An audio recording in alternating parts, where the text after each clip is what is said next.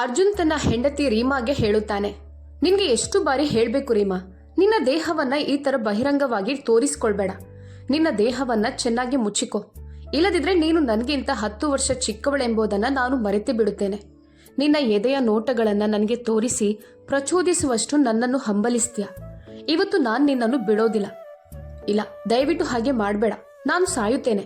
ಅರ್ಜುನ್ ರೀಮಾಳ ಕೈಗಳನ್ನು ಮುಟ್ಟಿದಾಗ ಅವಳು ಜೋರಾಗಿ ಕಿರುಚಿದಳು. ಇಷ್ಟು ದಿನ ಅವಳು ಅವನಲ್ಲಿ ಕ್ಷಮೆ ಕೇಳುತ್ತಲೇ ಇದ್ದಳು ಮತ್ತು ವಿನಂತಿಗಳನ್ನ ಮಾಡ್ತಿದ್ಲು. ಅವಳ ಕೈಗಳನ್ನು ಅವನ ಟೈಯಿಂದ ಕಟ್ಟಿದ್ದರಿಂದ ಅವಳು ಚಲಿಸಲು ಸಾಧ್ಯವಾಗಲಿಲ್ಲ ಮತ್ತು ನೋವಿನಿಂದ ಬಳಲುತ್ತಿದ್ದಳು. ಎಷ್ಟರ ಮಟ್ಟಿಗೆ ಅಂದ್ರೆ ಅವಳ ಭಾವನೆಗಳ ತೀವ್ರತೆ ಹೆಚ್ಚಾದಾಗ ಅವಳು ನರಳತೊಡಗಿದಳು. ಸ್ವಲ್ಪ ಸಮಯ ಅಸಹಾಯಕಳಾಗಿ ನೋವಿನಿಂದ ನರಳುತ್ತಿದ್ದ ಕಾರಣ ಅರ್ಜುನ್ ಕೊನೆಗೆ ರೀಮಾಳ ಸ್ಥಿತಿ ನೋಡಿ ಸ್ವಲ್ಪ ಕನಿಕರ್ ಬಂತು. ನಂತರ ಅವನು ತನ್ನ ತುಟಿಗಳನ್ನು ಅವಳ ಹೊಟ್ಟೆಯ ಮೇಲೆ ಲಘುವಾಗಿ ಇರಿಸಿ ಮತ್ತು ಅದನ್ನ ತನ್ನ ತುಟಿಗಳಿಗೆ ಒತ್ತಿದನು. ಇವತ್ತು ನಾನು ಖಂಡಿತ ಸಾಯುತ್ತೇನೆ ಎಂದು ರೀಮಾ ಭಾವಿಸಿದಳು. ಅರ್ಜುನ್ ನಿಧಾನವಾಗಿ ಅವಳನ್ನು ಸೊಂಟದಿಂದ ಮೇಲಕ್ಕೆ ಎಳೆದುಕೊಂಡು ರೀಮಾಳನ್ನು ಸಂತೋಷಪಡಿಸುವ ಪ್ರಯತ್ನದಲ್ಲಿ ನಿರತನಾಗಿದ್ದನು. ನಂತರ ಇದ್ದಕ್ಕಿದ್ದಂತೆ ಅವನು ತನ್ನ ಹಲ್ಲುಗಳಿಂದ ರೀಮಾಳನ್ನು ಕಚ್ಚಿದನು. ಇದರಿಂದ ಅವಳು ನೋವನ್ನು ಸಹಿಸಲಾರದೆ ಅಳಲು ಪ್ರಾರಂಭಿಸಿದಳು. ಅವಳ ದೇಹದಲ್ಲಿ ಜೀವ ಉಳಿದಿರಲಿಲ್ಲ. ಅವಳು ನಿರ್ಜೀವವಾಗಿದ್ದಳು. ಅರ್ಜುನ್ ತನ್ನ ಹೆತ್ತವರು ಮತ್ತು 2 ಸಹೋದರಿಯರೊಂದಿಗೆ ಒಂದು ಹಳ್ಳಿಯಲ್ಲಿ ವಾಸಿಸುತ್ತಿದ್ದನು. ಅವನ ಕಂಪನಿಯು ಸಿಟಿಯಲ್ಲಿ ಪ್ರಗತಿಯನ್ನ ಸಾಧಿಸಿದಾಗ ಅವರು ತಮ್ಮ ಇಡೀ ಕುಟುಂಬವನ್ನ ನಗರಕ್ಕೆ ಕರೆತಂದರು. ಅವನು ತನ್ನ 2 ಸಹೋದರಿಯರ ಮದುವೆಯನ್ನು ಒಳ್ಳೆಯ ಮನೆತನದವರ ಮನೆಗಳಲ್ಲಿ ಮಾಡಿಕೊಟ್ಟನು. 2 ಸಹೋದರಿಯರು ಒಂದೇ ಮನೆಯಲ್ಲಿ ಮದುವೆಯಾಗಿದ್ದರು ಮತ್ತು ಅವರ ಜೀವನದಲ್ಲಿ ತುಂಬಾ ಸಂತೋಷವಾಗಿದ್ದರು. ಆದರೆ ಅವನ ಸಹೋದರಿಯರಿಗೆ ನಗರದ ಯಾವುದೇ ಬುದ್ಧಿವಂತ ಹುಡುಗಿಯನ್ನು ತನ್ನ ತಮ್ಮನ ಜೊತೆಗೆ ಮದುವೆ ಮಾಡಿಸೋದು ಅವರಿಗೆ ಇಷ್ಟ ಇರಲಿಲ್ಲ. ನಗರದ ಹುಡುಗಿಯರು ತುಂಬಾನೇ ಫ್ಯಾಷನ್ ಮಾಡುವವರು ಮತ್ತು ತಮ್ಮ ವಯಸ್ಸಾದ ಪೋಷಕರಿಗೆ ಎಂದಿಗೂ ಪೂರ್ಣ ಹೃದಯದಿಂದ ಅವರು ಸೇವೆ ಸಲ್ಲಿಸೋದಿಲ್ಲ ಅಂತ ನಂಬಿದ್ದರು. ಆದ್ದರಿಂದ ಅವರು ಒಂದು ಹಳ್ಳಿಯ ಮುಗ್ಧ ಯುವ ಆದರೆ ಸುಂದರಿ ಹುಡುಗಿಯನ್ನ ಮದುವೆ ಮಾಡಿಸಲು ನಿರ್ಧರಿಸಿದರು.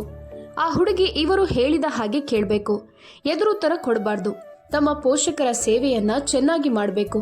ಸಾಕಷ್ಟು ಮಾತುಕತೆಯ ನಂತರ ಅವರು ಅರ್ಜುನ್ನ ಮದುವೆ 18 ವರ್ಷದ ರೀಮಾ ಜೊತೆಗೆ ಮಾಡಿಬಿಟ್ಟರು. ರೀಮಾ ಅನಾಥಳಾಗಿದ್ದಳು ಹಾಗೂ ಅವಳಿಗೆ ಒಬ್ಬ ಮಲ ಅಣ್ಣನೂ ಇದ್ದನು.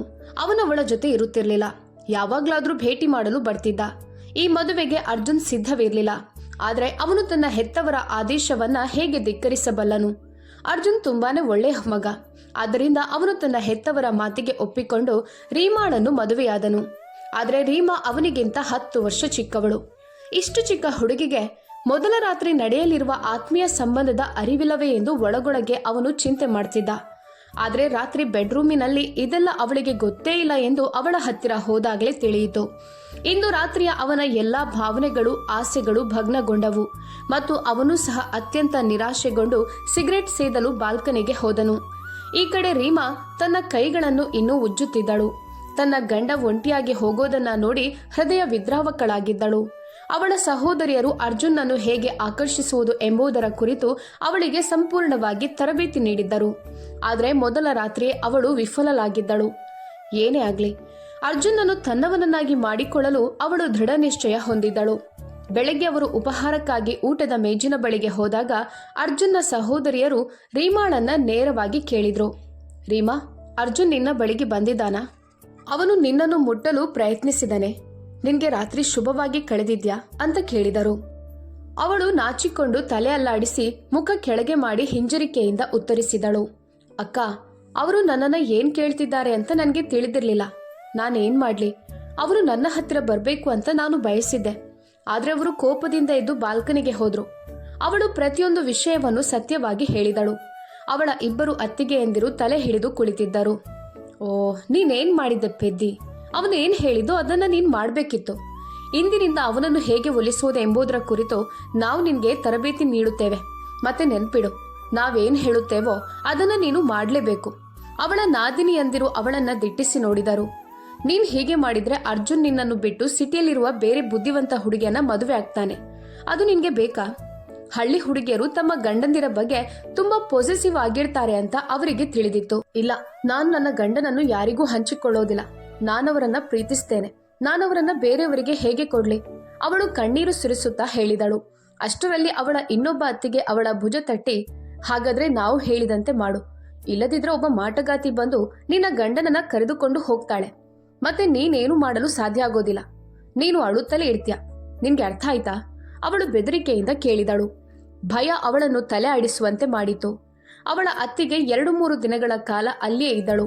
ಅವಳು ನೀಡಿದ ಪ್ರತಿಯೊಂದು ಸಲಹೆಯನ್ನು ಅನುಸರಿಸಲು ರೀಮಾ ಪ್ರಯತ್ನಿಸುತ್ತಿದ್ದಳು. ಆದರೆ ಅರ್ಜುನ್ ಮುಂದೆ ಎಲ್ಲವೂ ತಪ್ಪಾಯಿತು. ಈಗ ಅರ್ಜುನ್ ಕಲ್ಲಾಗಿ ಮಾರ್ಪಟ್ಟಿದ್ದನು. ಅವನು ಅವಳತ್ತ ಗಮನ ಹರಿಸಲಿಲ್ಲ. ಅದವಳ ಹೃದಯವನ್ನ ಮುರಿದು ಬಿಟ್ಟಿತ್ತು. ರೀಮಾ ತನ್ನ ಗಂಡ ತನ್ನತ್ತ ಆಕರ್ಷಿತನಾಗುವಂತೆ ಮಾಡಲು ಅವಳು ಏನು ಮಾಡಬಲ್ಲಳು? ರಾತ್ರಿಯಲ್ಲಿ ಕುಳಿತು ಇದನ್ನ ಯೋಚಿಸ್ತಿದ್ಲು. ಆದ್ರೆ ಏನು ಮನಸ್ಸಿಗೆ ಬರಲಿಲ್ಲ. ಅವಳು ತುಂಬಾ ಬುದ್ಧಿವಂತ ಹುಡುಗಿ. ಅವಳು ತನ್ನ ಅತ್ತೆ ಮಾವಂದಿರನ್ನ ಸಂಪೂರ್ಣವಾಗಿ ನೋಡಿಕೊಂಡಳು ಮತ್ತು ಅವರಿಗೆ ಊಟ ಬಡಿಸಿದಳು. ಮಾತ್ರವಲ್ಲದೆ ತನ್ನ ಗಂಡನಿಗೆ ಎಂದಿಗೂ ಕೋಪ ಬರದಂತೆ ಅವನ ನೆಚ್ಚಿನ ಊಟವನ್ನು ಮಾಡಿದಳು. ಅವಳು ಅವನನ್ನು ಸಂತೋಷವಾಗಿರಿಸುತ್ತಿದ್ದಳು ಮತ್ತು ಅವನನ್ನು ತನ್ನ ಹತ್ತಿರಕ್ಕೆ ಸೆಳೆಯುತ್ತಿದ್ದಳು. ಆದರೆ ಅವನಿಗೆ ಒಳ್ಳೆಯ ಆಹಾರವನ್ನು ಬೇಯಿಸುವ ಮೂಲಕ ಅವನನ್ನು ಸಂತೋಷಪಡಿಸಲಾಗದು ಎಂದು ಅವಳಿಗೆ ತಿಳಿದಿರಲಿಲ್ಲ. ಆದರೆ ಅವನ ದೈಹಿಕ ಆಸೆಗಳ ಬಗ್ಗೆ ಏನು? ಅರ್ಜುನ್ ಒಬ್ಬ ಯುವಕ. ಅವನಿಗೆ ತನ್ನ ಆಸೆಗಳನ್ನು ಪೂರೈಸಲು ಯಾರಾದರೂ ಬೇಕಾಗಿದ್ದರು. ಅವಳೊಂದಿಗೆ ಅವನು ತನ್ನ ಇಡೀ ಜೀವನವನ್ನು ಕಳೆಯಬಹುದು ಮತ್ತು ಆನಂದಿಸಬಹುದು. ಆದರೆ ಅವನು ತನ್ನ ಯುವ ಹೆಂಡತಿಗೆ ಏನ್ ಹೇಳ್ಬೋದು? ಅದರ ಬಗ್ಗೆ ಯೋಚಿಸುವಾಗಲೂ ಅವನಿಗೆ ಮುಜುಗರವಾಯಿತು. ಅರ್ಜುನ್ ಉತ್ತಮ ಕಾಲೇಜನ್ನು ಹುಡುಕಲು ಮತ್ತು ಅವಳನ್ನು ಸೇರಿಸಲು ಎಲ್ಲಾ ಪ್ರಯತ್ನಗಳನ್ನು ಮಾಡಿದನು. ಅಲ್ಲಿಗೆ ಹೋದ ನಂತರ ಅವಳು ಹೊಸ ಲೋಕವನ್ನ ಕಂಡುಕೊಳ್ಳಲು ಪ್ರಾರಂಭಿಸಿದಳು. ಅರ್ಜುನ್ ರೀಮಾಳಿಗೆ ಪದವಿ ಮುಗಿಸಬೇಕು ಮತ್ತು ಅವಳಿಗೆ ಹೇಳಲಾಗದ ವಿಷಯಗಳನ್ನು ಅರ್ಥ ಮಾಡಿಸಿಕೊಳ್ಬೇಕು ಅಂತ ಬಯಸಿದ್ದ. ರೀಮಾ ಕಾಲೇಜಿಗೆ ಹೋಗಿ 6-7 ತಿಂಗಳುಗಳು ಕಳೆದವು. ಈಗ ಅವಳಿಗೆ ಬಹಳಷ್ಟು ತಿಳಿದಿತ್ತು. ಅವಳ ಸ್ನೇಹಿತರು ಸಹ ಅವಳಿಗೆ ಮೊದಲು ತಿಳಿದಿಲ್ಲದ ವಿಷಯಗಳ ಬಗ್ಗೆ ಮಾತನಾಡುತ್ತಿದ್ದರು. ಉದಾಹರಣೆಗೆ ಅವಳ ಸ್ನೇಹಿತೆಯರ ಬಾಯ್ ಫ್ರೆಂಡ್ಸ್ಗೆ ಅವರು ಹೇಗೆ ಸಂತೋಷವಾಗಿಡುತ್ತಿದ್ದರು. ಆದರೆ ಅವಳಿಗೆ ಗಂಡನಿದ್ದನು. ಅವಳಿಗೆ ಗೆಳೆಯ ಯಾಕೆ ಬೇಕು? ಹೌದು, ಅವಳು ತನ್ನ ಗಂಡನ ಮೇಲೆ ಇದನ್ನೆಲ್ಲ ಪ್ರಯತ್ನಿಸಬಹುದು. ಅವಳು ಯೋಚಿಸುತ್ತಿದ್ದದ್ದು ಅದನ್ನೇ. ಅರ್ಜುನ್ ನನ್ನನ್ನು ಆಕರ್ಷಿಸಲು ತಾನೇನ್ ಬೇಕಾದ್ರೂ ಹೊಸದನ್ನ ಮಾಡಬೇಕು ಅಂತ ಅವಳು ಭಾವಿಸಿದಳು. ಆದರೆ ಅರ್ಜುನ್ ತನ್ನ ಚಿಕ್ಕ ವಯಸ್ಸಿನ ಕಾರಣದಿಂದಾಗಿ ಈ ತರ ಮಹಿಳೆಯರನ್ನ ನೋಡಲು ಪ್ರಾರಂಭಿಸಿದ್ದಾನೆಂದು ಅವಳಿಗೆ ತಿಳಿದಿರಲಿಲ್ಲ. ಇಂದು ಅವಳು ಮನೆಗೆ ಬಂದಾಗ ಅವನು ತನ್ನೊಂದಿಗೆ ಒಂದು ಹುಡುಗಿಯನ್ನು ಕರೆತಂದಿದ್ದನು. ಅದನ್ನ ನೋಡಿ ರೀಮಾ ಅಗಲವಾದ ಕಣ್ಣುಗಳಿಂದ ಅವನತ್ತ ನೋಡಿದಳು. ಆ ಹುಡುಗಿಯನ್ನು ಮನೆಗೆ ಯಾಕೆ ಕರೆತಂದನು ಎಂಬುದು ಅವಳಿಗೆ ಅರ್ಥವಾಗಲಿಲ್ಲ. ಅವಳು ಅವನ ಬಳಿಗೆ ಹೋಗಿ ಅವಳು ಯಾರು ಎಂದು ಮೆಲ್ಲಗೆ ಕೇಳಿದಳು. ಅರ್ಜುನ್ ಮುಗುಳ್ನಗುತ್ತಾ ಹೇಳಿದನು, ಅವಳು ನನ್ನ ಬಿಸ್ನೆಸ್ ಪಾರ್ಟ್ನರ್. ಅವಳು ನನಗೆ ತುಂಬಾ ಸಹಾಯ ಮಾಡಿದಾಳೆ. ಅವಳ ಪತಿ ಕೆಲಸದ ನಿಮಿತ್ತ ಹೊರಗಿದ್ದಾರೆ. ನಿನ್ನೆ ರಾತ್ರಿ ಅವರ ಮನೆಯಲ್ಲಿ ಕಳ್ಳತನವಾದ ಕಾರಣ ಅವಳು 3-4 ದಿನಗಳ ಕಾಲ ಇಲ್ಲಿ ಇರುತ್ತಾಳೆ. ಅವಳಿಗೆ ಉಳಿಯಲು ಸ್ಥಳವಿರಲಿಲ್ಲ. ಅದಕ್ಕಾಗಿ ನಾನವಳನ್ನ ಮನೆಗೆ ಕರೆತಂದೆ. ಅವಳಿಗಾಗಿ ಒಂದು ಒಳ್ಳೆಯ ಕೋಣೆಯನ್ನ ಸಿದ್ಧಪಡಿಸು. ಅವಳು ಕೆಲವು ದಿನಗಳು ನಮ್ಮ ಅತಿಥಿಯಾಗಿರ್ತಾಳೆ ಎಂದನು. ರೀಮಾಗೆ ಇಷ್ಟವಿಲ್ಲದಿದ್ದರೂ ತನ್ನ ಮನಸ್ಸನ್ನ ಒತ್ತಿ ಹಿಡಿದು ಕೋಣೆಯನ್ನು ಸಿದ್ಧಪಡಿಸಲು ಹೋದಳು. ಸ್ವಲ್ಪ ಸಮಯದ ನಂತರ ಕೆಳಗೆ ಬಂದಾಗ ಆ ಹುಡುಗಿ ನಗುತ್ತಾ ಅರ್ಜುನ್ ಜೊತೆ ಮಾತನಾಡುತ್ತಿದ್ದು ಅವನ ಹತ್ತಿರವೇ ಕುಳಿತಿದ್ದಳು. ರೀಮಾ ಅವರ ಹತ್ತಿರ ಹೋಗಿ, ಅರ್ಜುನ್, ಕೋಣೆ ಸಿದ್ಧ ಆಗಿದೆ. ಊಟವೂ ತಯಾರಾಗಿದೆ. ಅಪ್ಪ ಅಮ್ಮ ಊಟದ ಮೇಜಿನ ಬಳಿ ಕುಳಿತಿದ್ದಾರೆ. ನೀವು ಬಂದು ಊಟ ಮಾಡಬಹುದು ಎಂದು ನಗುತ್ತಾ ಹೇಳಿದಳು. ಅದು ನಕಲಿ ನಗು ಎಂದು ಅವಳಿಗೆ ಮಾತ್ರ ಗೊತ್ತಿತ್ತು. ತನ್ನ ಕಹಿಯನ್ನು ಬಹಿರಂಗಪಡಿಸಲು ಅವಳು ಬಯಸಲಿಲ್ಲ. ಅರ್ಜುನ್ ಅವಳತ್ತ ನೋಡಿ ತನ್ನ ಸ್ನೇಹಿತೆ ನಿಶಾಳಿಗೆ ಬನ್ನಿ ಊಟ ಮಾಡೋಣ ಎಂದು ಹೇಳಿದನು. ನಿಶಾ ಊಟದ ಮೇಜಿನ ಬಳಿಗೆ ಹೋಗಿ ಅರ್ಜುನ ತಂದೆ ತಾಯಿಗೆ ನಮಸ್ಕರಿಸಿ ಅವನ ಪಕ್ಕದ ಕುರ್ಚಿಯಲ್ಲಿ ಕುಳಿತಳು. ಊಟವನ್ನು ಬಡಿಸುತ್ತಿದ್ದ ರೀಮಾ ದಿಕ್ಕು ತಪ್ಪಿದಂತೆ ಅಲ್ಲಿಯೇ ನಿಂತಳು. ಈ ಹುಡುಗಿ ನನ್ನ ಸ್ಥಳದಲ್ಲಿ ಕುಳಿತುಕೊಳ್ಳಲು ಹೇಗೆ ಧೈರ್ಯ ಮಾಡಿದ್ಲು ಎಂದು ಅವಳು ಆಶ್ಚರ್ಯಪಟ್ಟಳು. ಅವಳು ಹತ್ತಿರ ಹೋಗಿ ಸ್ಪಷ್ಟವಾದ ಧ್ವನಿಯಲ್ಲಿ, ಇದು ನನ್ನ ಸ್ಥಳ, ದಯವಿಟ್ಟು ಎದ್ದು ಪಕ್ಕದ ಕುರ್ಚಿಯಲ್ಲಿ ಕುಳಿತುಕೊಳ್ಳಿ ಎಂದು ಹೇಳಿದಳು. ತನ್ನ ಸ್ಥಾನವನ್ನ ಬೇರೆಯವರಿಗೆ ಬಿಟ್ಟುಕೊಡುವ ಉದ್ದೇಶ ಅವಳಿಗಿರ್ಲಿಲ್ಲ. ಅರ್ಜುನ್ ಆಶ್ಚರ್ಯದಿಂದ ಅವಳತ್ತ ನೋಡಿ, ಏನಾಯ್ತು ರೀಮಾ, ನೀನು ಬೇರೆ ಕುರ್ಚಿಯಲ್ಲಿ ಕುಳಿತರೆ ಏನೂ ಆಗೋದಿಲ್ಲ ಎಂದು ಗದರಿಸಿದನು. ಆದರೆ ಅವನ ತಾಯಿ ಸಿಟ್ಟಿನಿಂದ ಅವನತ್ತ ನೋಡಿ, ರೀಮಾ ಹೇಳಿದ್ದು ಸರಿ. ಅವಳು ತನ್ನ ಸ್ಥಾನವನ್ನು ಯಾರಿಗೂ ಬಿಟ್ಟು ಕೊಡಬೇಕಿಲ್ಲ. ನಿನ್ನ ಸ್ನೇಹಿತೆಗೂ ಇದು ಅರ್ಥ ಆಗ್ಬೇಕು ಎಂದರು. ಅತ್ತೆಯ ಬೆಂಬಲ ಕಂಡು ರೀಮಾ ಮನಸ್ಸಿನಲ್ಲಿ ಧನ್ಯವಾದ ಹೇಳಿಕೊಂಡಳು. ಈ ಬಹಿರಂಗ ಅಸಮಾಧಾನ ನಿಶಾಳಿಗೆ ಇಷ್ಟವಾಗದೆ ಅವಳು ಎದ್ದು ಪಕ್ಕದ ಕುರ್ಚಿಯಲ್ಲಿ ಕುಳಿತಳು. ರೀಮಾ ಅವರ ನಡುವೆ ಕುಳಿತಳು. ತನ್ನ ಸ್ಥಾನವನ್ನು ಯಾರಿಗೂ ಬಿಟ್ಟು ಕೊಡಬೇಕಿಲ್ಲ ಎಂಬ ಭಾವನೆ ಅವಳ ಹೃದಯವನ್ನು ಕ್ಷಣಿಕವಾಗಿ ಸಂತೋಷದಿಂದ ತುಂಬಿಸಿತು. ಆದರೆ ಅದವಳ ತಪ್ಪು ಅರ್ಥೈಸುವಿಕೆ. ಬಹಳ ದಿನಗಳಿಂದ ಅರ್ಜುನ್ ಜೊತೆ ಕೆಲಸ ಮಾಡುತ್ತಿದ್ದ ನಿಶಾ ಅವನನ್ನು ಪ್ರೀತಿಸುತ್ತಿದ್ದಳು. ತನ್ನ ಪತಿ ಪಟ್ಟಣವನ್ನು ತೊರೆದ ತಕ್ಷಣ ದರೋಡೆ ಎಂಬ ನೆಪವನ್ನ ಮಾಡಿಕೊಂಡು ಅರ್ಜುನ್ ಜೊತೆ ಹತ್ತಿರವಾಗಲು ಅವಳು ಬಯಸಿದ್ದಳು. ಅರ್ಜುನ್ಗೆ ಇಷ್ಟವಿಲ್ಲದಿದ್ದರೂ ಅವಳನ್ನು ಮನೆಗೆ ಕರೆತರಬೇಕಾಯಿತು. ಈ ಕೆಲವು ದಿನಗಳಲ್ಲಿ ಅವನು ಅವಳಿಲ್ಲದೆ ಬದುಕಲು ಸಾಧ್ಯವಿಲ್ಲವೆಂಬ ಭಾವನೆ ಮೂಡಿಸಬೇಕೆಂದು ನಿಶಾ ಯೋಚಿಸುತ್ತಿದ್ದಳು. ಅವಳು ಮನೆಗೆ ಬಂದ ತಕ್ಷಣ ತನಗಿಂತ ಚಿಕ್ಕವಳಾದ ಅರ್ಜುನ್ನ ಹೆಂಡತಿ ರೀಮಾಳನ್ನ ನೋಡಿ ಅವಳ ಆಸೆಗಳು ಭಗ್ನಗೊಂಡವು.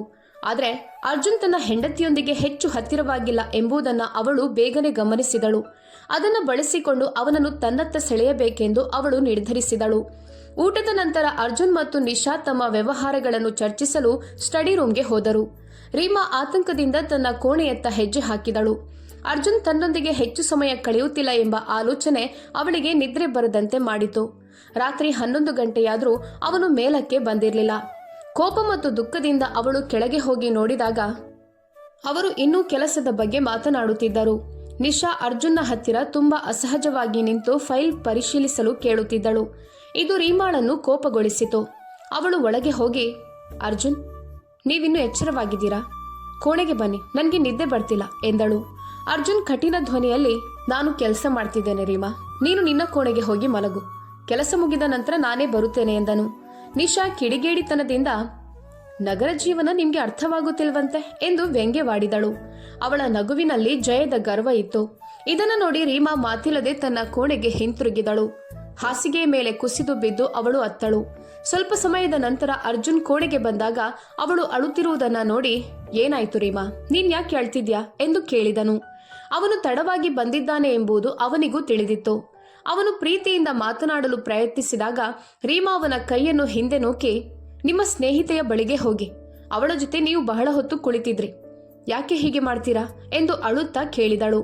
ಅರ್ಜುನ್ ಅವಳ ಕಣ್ಣೀರು ಒರೆಸಿ, ಅದು ಹಾಗಲ್ಲ ರೀಮಾ, ನೀನು ನನ್ನ ಹೆಂಡತಿ, ನಿನ್ನನ್ನು ಬಿಟ್ಟು ನಾನು ಎಲ್ಲಿಗೂ ಹೋಗೋದಿಲ್ಲ, ಅವಳ ಜೊತೆ ಸ್ವಲ್ಪ ಬಿಸ್ನೆಸ್ ವಿಷಯ ಚರ್ಚಿಸಬೇಕಿತ್ತು, ಅದು ತುಂಬಾ ಮುಖ್ಯವಾಗಿತ್ತು ಎಂದನು. ಹೀಗೆ ಹೇಳುತ್ತಾ ಅವನು ಅವಳ ಕೂದಲನ್ನು ಸವರಿದನು. ರೀಮಾ ಅವನ ಎದೆಗೆ ಅಂಟಿಕೊಂಡಳು. ಈಗ ನೀವು ಎಲ್ಲಿಗೂ ಹೋಗ್ಬಾರ್ದು, ನನ್ನ ಜೊತೆಯಲ್ಲೇ ಇಲ್ಲೇ ಮಲಗಿ ಎಂದು ಅವಳು ಮೃದುವಾಗಿ ಆದರೆ ದೃಢವಾಗಿ ಹೇಳಿದಳು. ಈಗ ಅರ್ಜುನ್ ನಗುತ್ತಾ ಅವಳ ಜೊತೆ ಮಲಗಿದನು. ಅವರು ಮಲಗಿದ್ದಾಗ ಹೊರಗಡೆ ಯಾರೋ ಬಂದು ಬಾಗಿಲು ತಟ್ಟಿದರು. ಅರ್ಜುನ್ ಎದ್ದು ಬಾಗಿಲು ತೆರೆದಾಗ ನಿಶಾ ಭಯಭೀತಳಾಗಿ ನಿಂತಿದ್ದಳು. ಅರ್ಜುನ್ ಕೇಳಿದನು, ಏನಾಯ್ತು ನಿಶಾ, ಈ ತಡರಾತ್ರಿಯಲ್ಲಿ ನೀನ್ ಯಾಕೆ ಭಯಗೊಂಡಿದ್ಯಾ, ಇಲ್ಲಿಗೆ ಯಾಕೆ ಬಂದಿದ್ಯಾ? ನಿಶಾ ನಡುಗುತ್ತಾ ಹೇಳಿದಳು, ನಾನು ಆ ಕೋಣೆಯಲ್ಲಿ ಒಬ್ಬಂಟಿಯಾಗಿ ಮಲಗಲು ಸಾಧ್ಯ ಇಲ್ಲ. ನಿನ್ಗೆ ಗೊತ್ತೇ ಇದೆ, ನಿನ್ನೆ ನಮ್ಮ ಮನೆಯಲ್ಲಿ ಕಳ್ಳತನ ಆಯಿತು. ಆ ಭಯದಿಂದ ನಾನಿನ್ನೂ ಹೊರ ಬಂದಿಲ್ಲ. ದಯವಿಟ್ಟು ಸ್ವಲ್ಪ ಹೊತ್ತು ನನ್ನ ಜೊತೆ ಬಾ, ನಾನು ನಿದ್ದೆ ಮಾಡಿದ ನಂತರ ನೀನು ಹಿಂತಿರುಗಬಹುದು. ಮುಗ್ಧತೆಯನ್ನು ನಟಿಸುತ್ತಾ ಅವಳು ಅರ್ಜುನ್ನನ್ನು ತನ್ನ ಬಲೆಯಲ್ಲಿ ಸಿಲುಕಿಸಿದಳು. ಹೊರಡುವಾಗ ಅವಳು, ನಿನ್ನ ಹೆಂಡತಿಗೆ ಇದಕ್ಕೆ ಅಭ್ಯಂತರವಿಲ್ಲ ಅಂತ ನನಗೆ ಗೊತ್ತಿದೆ ಎಂದು ಹೇಳಿದಳು. ಅರ್ಜುನ್ ಒಪ್ಪಿಕೊಂಡು ಹಿಂದಕ್ಕೆ ತಿರುಗಿ ರೀಮಾಳನ್ನ ನೋಡಿದನು. ರೀಮಾ ಅವನತ್ತ ದೊಡ್ಡ ದೊಡ್ಡ ಕಣ್ಣುಗಳಿಂದ ನೋಡುತ್ತಿದ್ದಳು. ಪರವಾಗಿಲ್ಲ ರೀಮಾ, ನೀನು ಮಲಗು, ನಾನವಳಿಗೆ ನಿದ್ದೆ ಬಂದ ನಂತರ ಸ್ವಲ್ಪ ಹೊತ್ತಿನಲ್ಲಿ ಬರುತ್ತೇನೆ ಎಂದು ಹೇಳಿ ಅವನು ಬಾಗಿಲು ಮುಚ್ಚಿ ನಿಶಾಳ ಜೊತೆ ಹೊರಟು ಹೋದನು. ಹೊರಡುವಾಗ ನಿಶಾ ರೀಮಾಳತ್ತ ಗುರಾಯಿಸಿ ನೋಡಿದಳು. ರೀಮಾ ಮತ್ತೆ ಕಣ್ಣೀರು ಸುರಿಸಿದಳು. ಬೆಳಗಿನ ಜಾವ 2 ಗಂಟೆಯಾದರೂ ಅರ್ಜುನ್ ಇನ್ನು ಹಿಂತಿರುಗಿರ್ಲಿಲ್ಲ. ಧೈರ್ಯ ತಂದುಕೊಂಡು ರೀಮಾ ಇಷ್ಟವಿಲ್ಲದೆ ನಿಶಾಳ ಕೋಣೆಯ ಕಡೆಗೆ ಹೋದಳು. ಅವಳು ನಿಧಾನವಾಗಿ ಬಾಗಿಲು ತೆರೆಯುತ್ತಿದ್ದಂತೆ ನಿಶಾ ಅರ್ಜುನ್ನ ಅಂಗಿಯ ಗುಂಡಿಗಳನ್ನ ಬಿಚ್ಚುತ್ತಿರುವುದನ್ನ ಕಂಡಳು. ಆ ದೃಶ್ಯ ರೀಮಾಳನ್ನು ಬೆಚ್ಚಿ ಬೀಳಿಸಿತು. ನಿಶಾ, ನೀನೇನ್ ಮಾಡ್ತಿದ್ಯಾ ಎಂದು ರೀಮಾ ಕೋಪದಿಂದ ಕೂಗಿದಳು. ಅವಳ ಧ್ವನಿ ಕೇಳಿ ಅರ್ಜುನ್ ಗಾಬರಿಯಿಂದ ಎಚ್ಚರಗೊಂಡು, ನೀನಿಲ್ಲಿ ಏನ್ ಮಾಡ್ತಿದ್ಯಾ ಎಂದು ಕೇಳಿದನು. ರೀಮಾ ಕೋಪದಿಂದ, ನೀವು ಬೇಗ ಹಿಂತಿರುಗುತ್ತೇನೆ ಅಂದಿದ್ರಿ, ಆದ್ರೆ 2 ಗಂಟೆ ಆದ್ರೂ ಇಲ್ಲೇ ಇದ್ದೀರಾ, ನಿಮ್ಗೆ ನಾಚಿಕೆ ಆಗ್ತಿಲ್ವಾ ಎಂದು ನಡುಗುತ್ತಾ ಹೇಳಿದಳು. ಅರ್ಜುನ್ ತನ್ನ ಅಂಗಿಯನ್ನು ನೋಡಿ ಗಾಬರಿಗೊಂಡನು. ನಿಶಾ ಮುಗ್ಧತೆಯಿಂದ, ನಾನು ಮಲಗಿದ್ದೆ, ನೀನು ನನ್ನ ಪಕ್ಕದಲ್ಲಿದ್ದೀಯ ಅಂತ ನನಗೆ ಗೊತ್ತಿರಲಿಲ್ಲ. ಬಹುಶಃ ನಾನು ನಿನ್ನನ್ನು ನನ್ನ ಗಂಡ ಅಂತ ಭಾವಿಸಿದ್ದೆ, ದಯವಿಟ್ಟು ನನ್ನನ್ನು ಕ್ಷಮಿಸು ಎಂದು ಕಣ್ಣೀರಿನಿಂದ ಹೇಳಿದಳು. ಅವಳ ಮಾತು ಕೇಳಿ ಅರ್ಜುನ್ ಗೊಂದಲಗೊಂಡು, ಪರವಾಗಿಲ್ಲ, ಅದು ಸಂಭವಿಸಬಹುದು ಎಂದು ಹೇಳಿ ಆತುರದಿಂದ ಕೋಣೆಯಿಂದ ಹೊರಟು ಹೋದನು. ಅವನ ಹಿಂದೆ ರೀಮಾ ನಿಶಾಳ ಬಳಿಗೆ ಹೋಗಿ, ನನ್ನ ಗಂಡನ ಮೇಲೆ ಕೆಟ್ಟ ದೃಷ್ಟಿ ಹಾಕ್ಬೇಡ, ಅವನು ನನ್ನವನು ಮಾತ್ರ ಎಂದು ಎಚ್ಚರಿಸಿ ಹೊರಟು ಹೋದಳು. ನಿಶಾ ಕೋಪದಿಂದ ಅಲ್ಲೇ ಕೂತು ಬಿಟ್ಟಳು. ರೀಮಾ ತನ್ನ ಕೋಣೆಗೆ ಹಿಂತಿರುಗಿದಾಗ ಅರ್ಜುನ್ ಅಲ್ಲೇ ಕಾಯುತ್ತಿದ್ದನು. ರೀಮಾ, ನನ್ನ ಮಾತು ಕೇಳು ಎಂದು ಅವನವಳ ಕೈ ಹಿಡಿಯಲು ಪ್ರಯತ್ನಿಸಿದನು. ದೂರ ಹೋಗಿ, ನನ್ನನ್ನು ಮುಟ್ಬೇಡಿ ಎಂದು ಹೇಳಿ ಅವಳು ಅವನ ಕೈಯನ್ನು ತಳ್ಳಿ ಮಲಗಿದಳು. ನಿದ್ರೆಯಲ್ಲಿಯೂ ಅವಳು ನರಳುತ್ತಿದ್ದುದನ್ನು ಅರ್ಜುನ್ ಗಮನಿಸಿದನು. ಮರುದಿನ ಬೆಳಿಗ್ಗೆ ಅರ್ಜುನ್ ಎಚ್ಚರವಾದಾಗ ರೀಮಾ ಮೊದಲೇ ಎದ್ದು ಉಪಹಾರ ತಯಾರಿಸುತ್ತಿದ್ದಳು. ಅವಳು ಉಪಹಾರವನ್ನು ಮೇಜಿನ ಮೇಲೆ ಇಟ್ಟಿದ್ದರೂ ಅರ್ಜುನ್ ಜೊತೆ ಮಾತನಾಡಲಿಲ್ಲ. ಆಗ ನಿಶಾ, ಅರ್ಜುನ್, ಬೇಗ ಹೋಗೋಣ, ನಮ್ಗೆ ಇಂಪಾರ್ಟೆಂಟ್ ಮೀಟಿಂಗ್ ಇದೆ ಎಂದಳು. ನಿಶಾಳ ಒತ್ತಾಯದಿಂದ ಅರ್ಜುನ್ ಬೇಗ ಉಪಹಾರ ಮುಗಿಸಿ ಅವಳ ಜೊತೆ ಕಚೇರಿಗೆ ಹೊರಟನು. ರೀಮಾಳ ಕಣ್ಣುಗಳಲ್ಲಿ ಮತ್ತೆ ಕಣ್ಣೀರು ಜಿನುಗಿತು. ಸ್ವಲ್ಪ ಹೊತ್ತಿನ ನಂತರ ಅವಳ ಅತ್ತೆಯವಳನ್ನ ತಮ್ಮ ಕೋಣೆಗೆ ಕರೆದು ಸಮಾಧಾನ ಪಡಿಸಿದರು. ರೀಮಾ ಆರಂಭದಿಂದ ಕೊನೆಯವರೆಗೆ ಎಲ್ಲವನ್ನು ವಿವರಿಸಿದಳು. ಅವಳ ಅತ್ತೆ ಚಿಂತೆಯಿಂದ ಮಗಳೇ, ನೀನು ಧೈರ್ಯವಾಗಿರಬೇಕು ಎಂದು ಹೇಳಿ ಅವಳನ್ನು ಸಮಾಧಾನಪಡಿಸಿದರು. ರೀಮಾ ದೃಢ ನಿಶ್ಚಯ ಮಾಡಿಕೊಂಡಳು. ಅವಳು ತನ್ನನ್ನು ಚೆನ್ನಾಗಿ ಸಿದ್ಧಪಡಿಸಿಕೊಳ್ಳಲು ಮತ್ತು ತನ್ನ ಬದುಕನ್ನು ಉಳಿಸಿಕೊಳ್ಳಲು ಎಲ್ಲ ಪ್ರಯತ್ನಗಳನ್ನ ಮಾಡಲು ತೀರ್ಮಾನಿಸಿದಳು.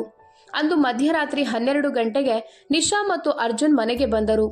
ಅರ್ಜುನ್ ಸ್ವಲ್ಪ ಅಸ್ವಸ್ಥನಾಗಿರುವಂತೆ ತೋರುತ್ತಿತ್ತು. ರೀಮಾ ಆತಂಕದಿಂದ ಅವನ ಬಳಿಗೆ ಹೋಗಿ ನಿಮ್ಗೇನಾಗಿದೆ ಎಂದು ಕೇಳಿದಳು. ನಿಶಾ ವ್ಯಂಗ್ಯವಾಗಿ ನಾವು ಪಾರ್ಟಿಗೆ ಹೋಗಿದ್ವು ಎಂದಳು ಮತ್ತು ಫೋನ್ನಲ್ಲಿ ಒಂದು ವಿಡಿಯೋ ತೋರಿಸಿದಳು. ಅದನ್ನು ನೋಡಿ ರೀಮಾ ಸಂಪೂರ್ಣವಾಗಿ ಮುರಿದು ಹೋದಳು. ಅವಳು ಕಷ್ಟಪಟ್ಟು ಅರ್ಜುನ್ನನ್ನು ತನ್ನ ಕೋಣೆಗೆ ಕರೆದೊಯ್ದಳು. ನಿಶಾ ಕೋಪದಿಂದ ಕುದಿಯುತ್ತಾ ಅಲ್ಲಿಂದ ಹೊರಟಳು. ಆದರೆ ರೀಮಾ ಹಠಮಾರಿ ಹುಡುಗಿ. ಅವಳು ತನ್ನ ಗಂಡನನ್ನು ಹಾಗೆ ಬಿಟ್ಟು ಕೊಡೋದಿಲ್ಲ. ಅರ್ಜುನ್ ಸಂಪೂರ್ಣವಾಗಿ ತನ್ನವನಾಗುವಂತೆ ಮಾಡಲು ತಾನು ಇದಕ್ಕಿಂತ ದೊಡ್ಡದ್ದನ್ನು ಮಾಡಬೇಕು ಮತ್ತು ರೀಮಾ ಇದನ್ನೆಲ್ಲ ತನ್ನ ಕಣ್ಣಿನಿಂದ ನೋಡುತ್ತಾ ಅವನನ್ನು ಬಿಟ್ಟು ಹೋಗುತ್ತಾಳೆ. ಯಾವುದೇ ದೊಡ್ಡ ಹಾನಿ ಮಾಡದೆ ತನ್ನ ಕೆಲಸವನ್ನ ಸಾಧಿಸುವ ಯೋಜನೆಯ ಬಗ್ಗೆ ನಿಶಾ ಯೋಚಿಸಲು ಪ್ರಾರಂಭಿಸಿದಳು. ಹಾವನ್ನು ಕೊಲ್ಲಲಾಗುತ್ತದೆ ಮತ್ತು ಕೋಲನ್ನು ಮುರಿಯಲಾಗೋದಿಲ್ಲ. ರೀಮಾ ಚಿಕ್ಕವಳಾಗಿದ್ದರಿಂದ ಅವಳ ಮೇಲೆ ತನ್ನ ಹಕ್ಕುಗಳನ್ನ ಇನ್ನೂ ಪ್ರತಿಪಾದಿಸಲು ಸಾಧ್ಯವಾಗಿಲ್ಲ ಮತ್ತು ತನಗೂ ಸಹ ತಾನು ಪೂರೈಸಲು ಬಯಸುವ ದೈಹಿಕ ಆಸೆಗಳಿವೆ ಎಂದು ಅರ್ಜುನ್ ಈ ಹಿಂದೆ ನಿಶಾಗೆ ಹೇಳಿದ್ದ. ಆ ಸಮಯದಲ್ಲಿ ಸಹಾನುಭೂತಿ ತೋರುತ್ತಾ ನಿಶಾ ಇದಕ್ಕೆ ನಾವೊಂದು ಮಾರ್ಗವನ್ನ ಕಂಡುಕೊಳ್ಳುತ್ತೇವೆ ಅಂತ ಹೇಳಿದ್ಲು.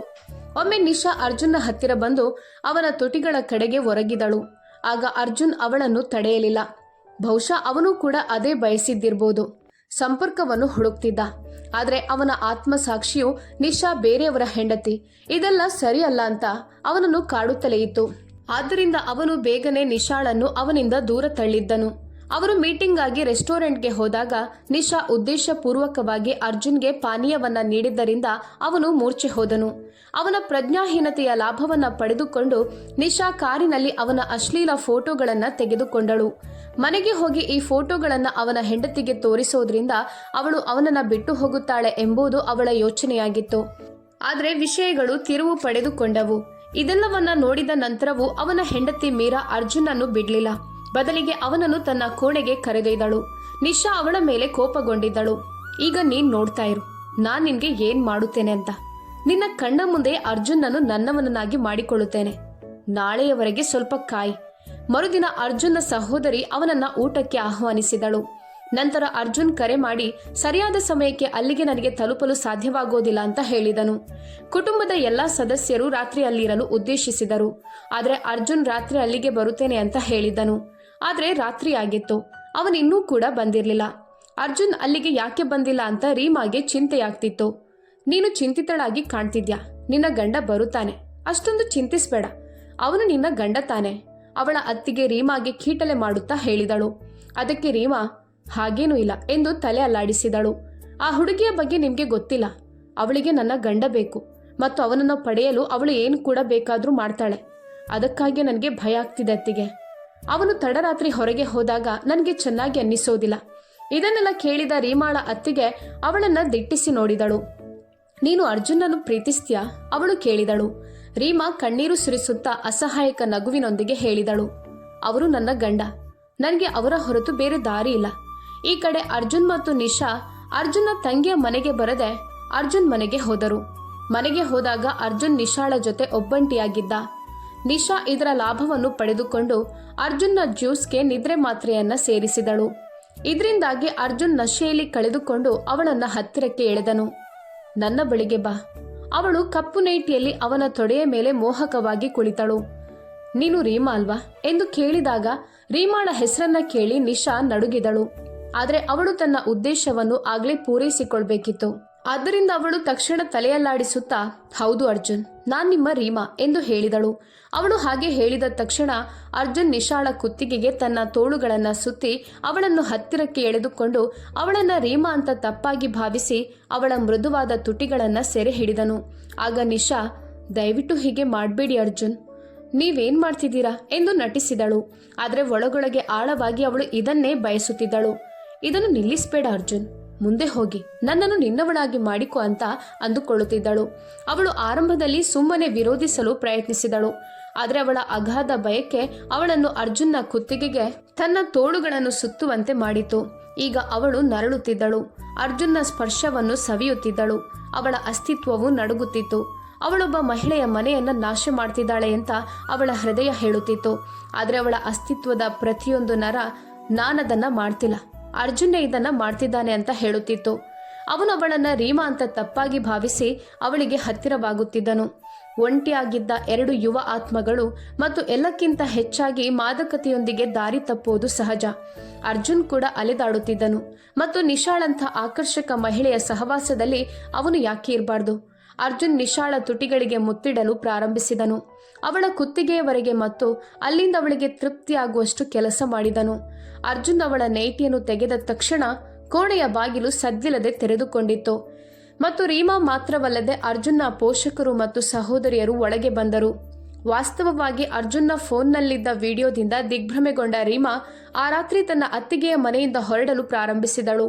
ಅವಳು ಯಾಕೆ ಹೊರಡುತ್ತಿದ್ದಾಳೆ ಎಂದು ಕೇಳಿದಾಗ ರೀಮಾ ಎಲ್ಲರಿಗೂ ಒಬ್ಬೊಬ್ಬರಾಗಿ ಹೇಳಿದಳು. ಇದನ್ನ ಕೇಳಿದ ಎಲ್ಲರೂ ಅವಳೊಂದಿಗೆ ಹಿಂತಿರುಗಿದರು. ರೀಮಾ ಎಲ್ರಿಗೂ ಸತ್ಯವನ್ನ ಹೇಳಿ ತನ್ನೊಂದಿಗೆ ಕರೆದುಕೊಂಡು ಹೋಗುತ್ತಾಳೆ ಅಂತ ನಿಶಾಗೆ ತಿಳಿದಿರಲಿಲ್ಲ. ಒಳಗಿನ ದೃಶ್ಯವನ್ನ ನೋಡಿದಾಗ ಅವರ ಮೇಲೆ ಆಕಾಶವೇ ಬಿದ್ದಂತೆ ಭಾಸವಾಯಿತು ಮತ್ತು ನಿಶಾಳ ಕಣ್ಣುಗಳು ಬಾಗಿಲಿನ ಮೇಲೆ ಬಿದ್ದ ತಕ್ಷಣ ಅವಳು ಕರೆಂಟ್ ಹೊಡೆದಂತೆ ಅರ್ಜುನ್ನಿಂದ ದೂರ ಸರಿದು ಬೇಗನೆ ತನ್ನನ್ನು ಮುಚ್ಚಿಕೊಳ್ಳಲು ಪ್ರಾರಂಭಿಸಿದಳು. ನಾನೇನು ಮಾಡಲಿಲ್ಲ ಅವಳು ಭಯದಿಂದ ನಡುಗುತ್ತಾ ಇದನ್ನೆಲ್ಲ ಹೇಳಿದಳು. ಅರ್ಜುನ್ ಸ್ವತಃ ನನ್ನ ಹತ್ತಿರ ಬಂದ. ಅವನು ನನ್ನನ್ನು ರೀಮಾ ಅಂತ ಭಾವಿಸಿ ನನ್ನ ಮೇಲೆ ಬಲವಂತವಾಗಿ ಹೇರಲು ಪ್ರಾರಂಭಿಸಿದ. ನಾನು ರೀಮಾ ಅಲ್ಲ ಅಂತ ನಾನವನಿಗೆ ಹೇಳಿದೆ. ಅವಳು ಕಣ್ಣುಗಳಲ್ಲಿ ನಕಲಿ ಕಣ್ಣೀರಿನೊಂದಿಗೆ ಇದನ್ನೆಲ್ಲ ಬೇಗ ಹೇಳಿದಳು.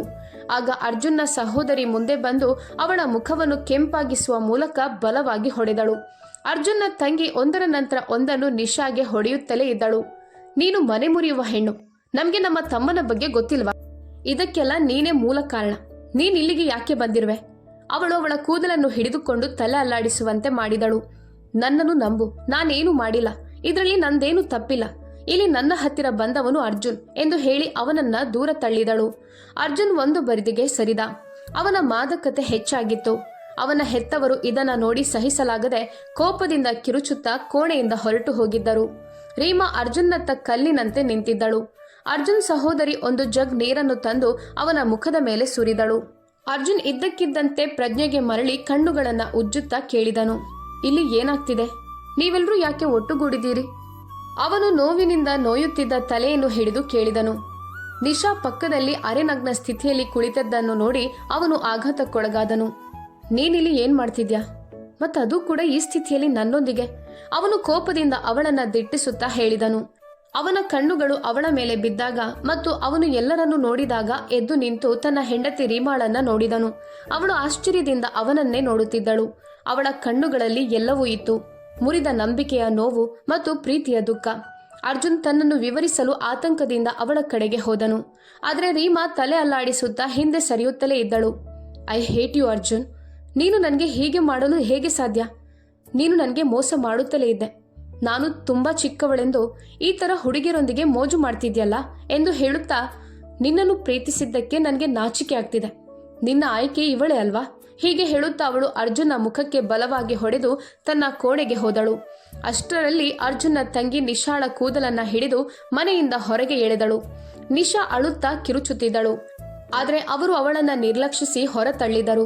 ಅಷ್ಟರಲ್ಲಿ ಅರ್ಜುನ್ ತನ್ನ ಹೆತ್ತವರ ಮುಂದೆ ತಲೆ ಕೆಳಗಾಗಿ ಕುಳಿತಿದ್ದ. ಅವನ ತಲೆ ನಾಚಿಕೆಯಿಂದ ತಗ್ಗಿತ್ತು. ಅವನು ಎದ್ದು ನಿಲ್ಲಲು ಸಾಧ್ಯವಾಗಲಿಲ್ಲ. ಅವನ ತಂದೆ ಮುಂದೆ ಬಂದು ಅವನ ಮುಖಕ್ಕೆ ಹೊಡೆದರು ಮತ್ತು ಅವನ ತಾಯಿಯು ಅದೇ ರೀತಿ ಮಾಡಿದರು. ನಿನ್ನನ್ನು ನಮ್ಮ ಮಗ ಅಂತ ಕರೆಯಲು ನಮಗೆ ನಾಚಿಕೆ ಆಗುತ್ತದೆ. ನಿನ್ನ ಮೌಲ್ಯಗಳನ್ನು ಮರೆಯಲು ನಾವು ನಿನ್ನನ್ನು ನಗರಕ್ಕೆ ಕಳಿಸಲಿಲ್ಲ. ಒಂದು ಹೆಣ್ಣು ಮಗಳ ಜೀವನವನ್ನು ಹಾಳು ಮಾಡಲು ಮತ್ತು ಇನ್ನೊಬ್ಬ ಹೆಣ್ಣು ಮಗಳಿಗೆ ದ್ರೋಹ ಮಾಡಲು ನಾವು ನಿನ್ನನ್ನು ಬೆಳೆಸಿದ್ದೇವೆಯಾ? ನೀನು ನಮ್ಮ ಮಗ ಅಂತ ನಮಗೆ ವಿಷಾದವಿದೆ. ಹೀಗೆ ಹೇಳುತ್ತಾ ಅವರಿಬ್ಬರು ತಮ್ಮ ಕೋಣೆಯಲ್ಲಿ ಹೋಗಿ ಒಳಗಿನಿಂದ ಬೀಗ ಹಾಕಿಕೊಂಡರು. ಅವರ ಹಿಂದೆ ಅರ್ಜುನ್ ತಾನು ಹೀಗೆ ಯಾಕೆ ಮಾಡಿದೆ ಎಂದು ತನ್ನನ್ನು ತಾನೇ ಕೇಳಿಕೊಳ್ಳುತ್ತಿದ್ದನು. ಅರ್ಜುನ್ಗೆ ಮಾದಕ ವಸ್ತು ಸೇವಿಸಲು ಅವನು ಯಾಕೆ ಹತ್ತಿರ ಬಂದನು?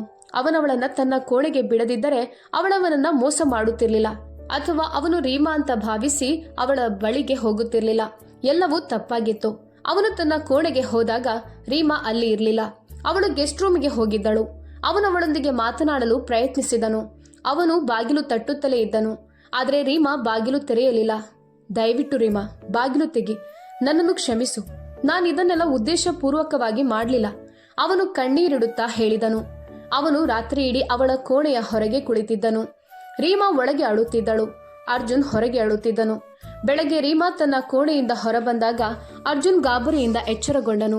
ನನ್ನ ಮಾತು ಕೇಳು ರೀಮಾ, ನನ್ನನ್ನು ನೋಡು, ನಾನೇನನ್ನೂ ಮಾಡಲಿಲ್ಲ, ನನ್ನ ರಸಿಕತೆಯನ್ನು ಹೆಚ್ಚಿಸಿದ್ದು ಅವಳೇ. ಅವನವಳನ್ನ ಮನವೊಲಿಸಲು ಪ್ರಯತ್ನಿಸಿದನು.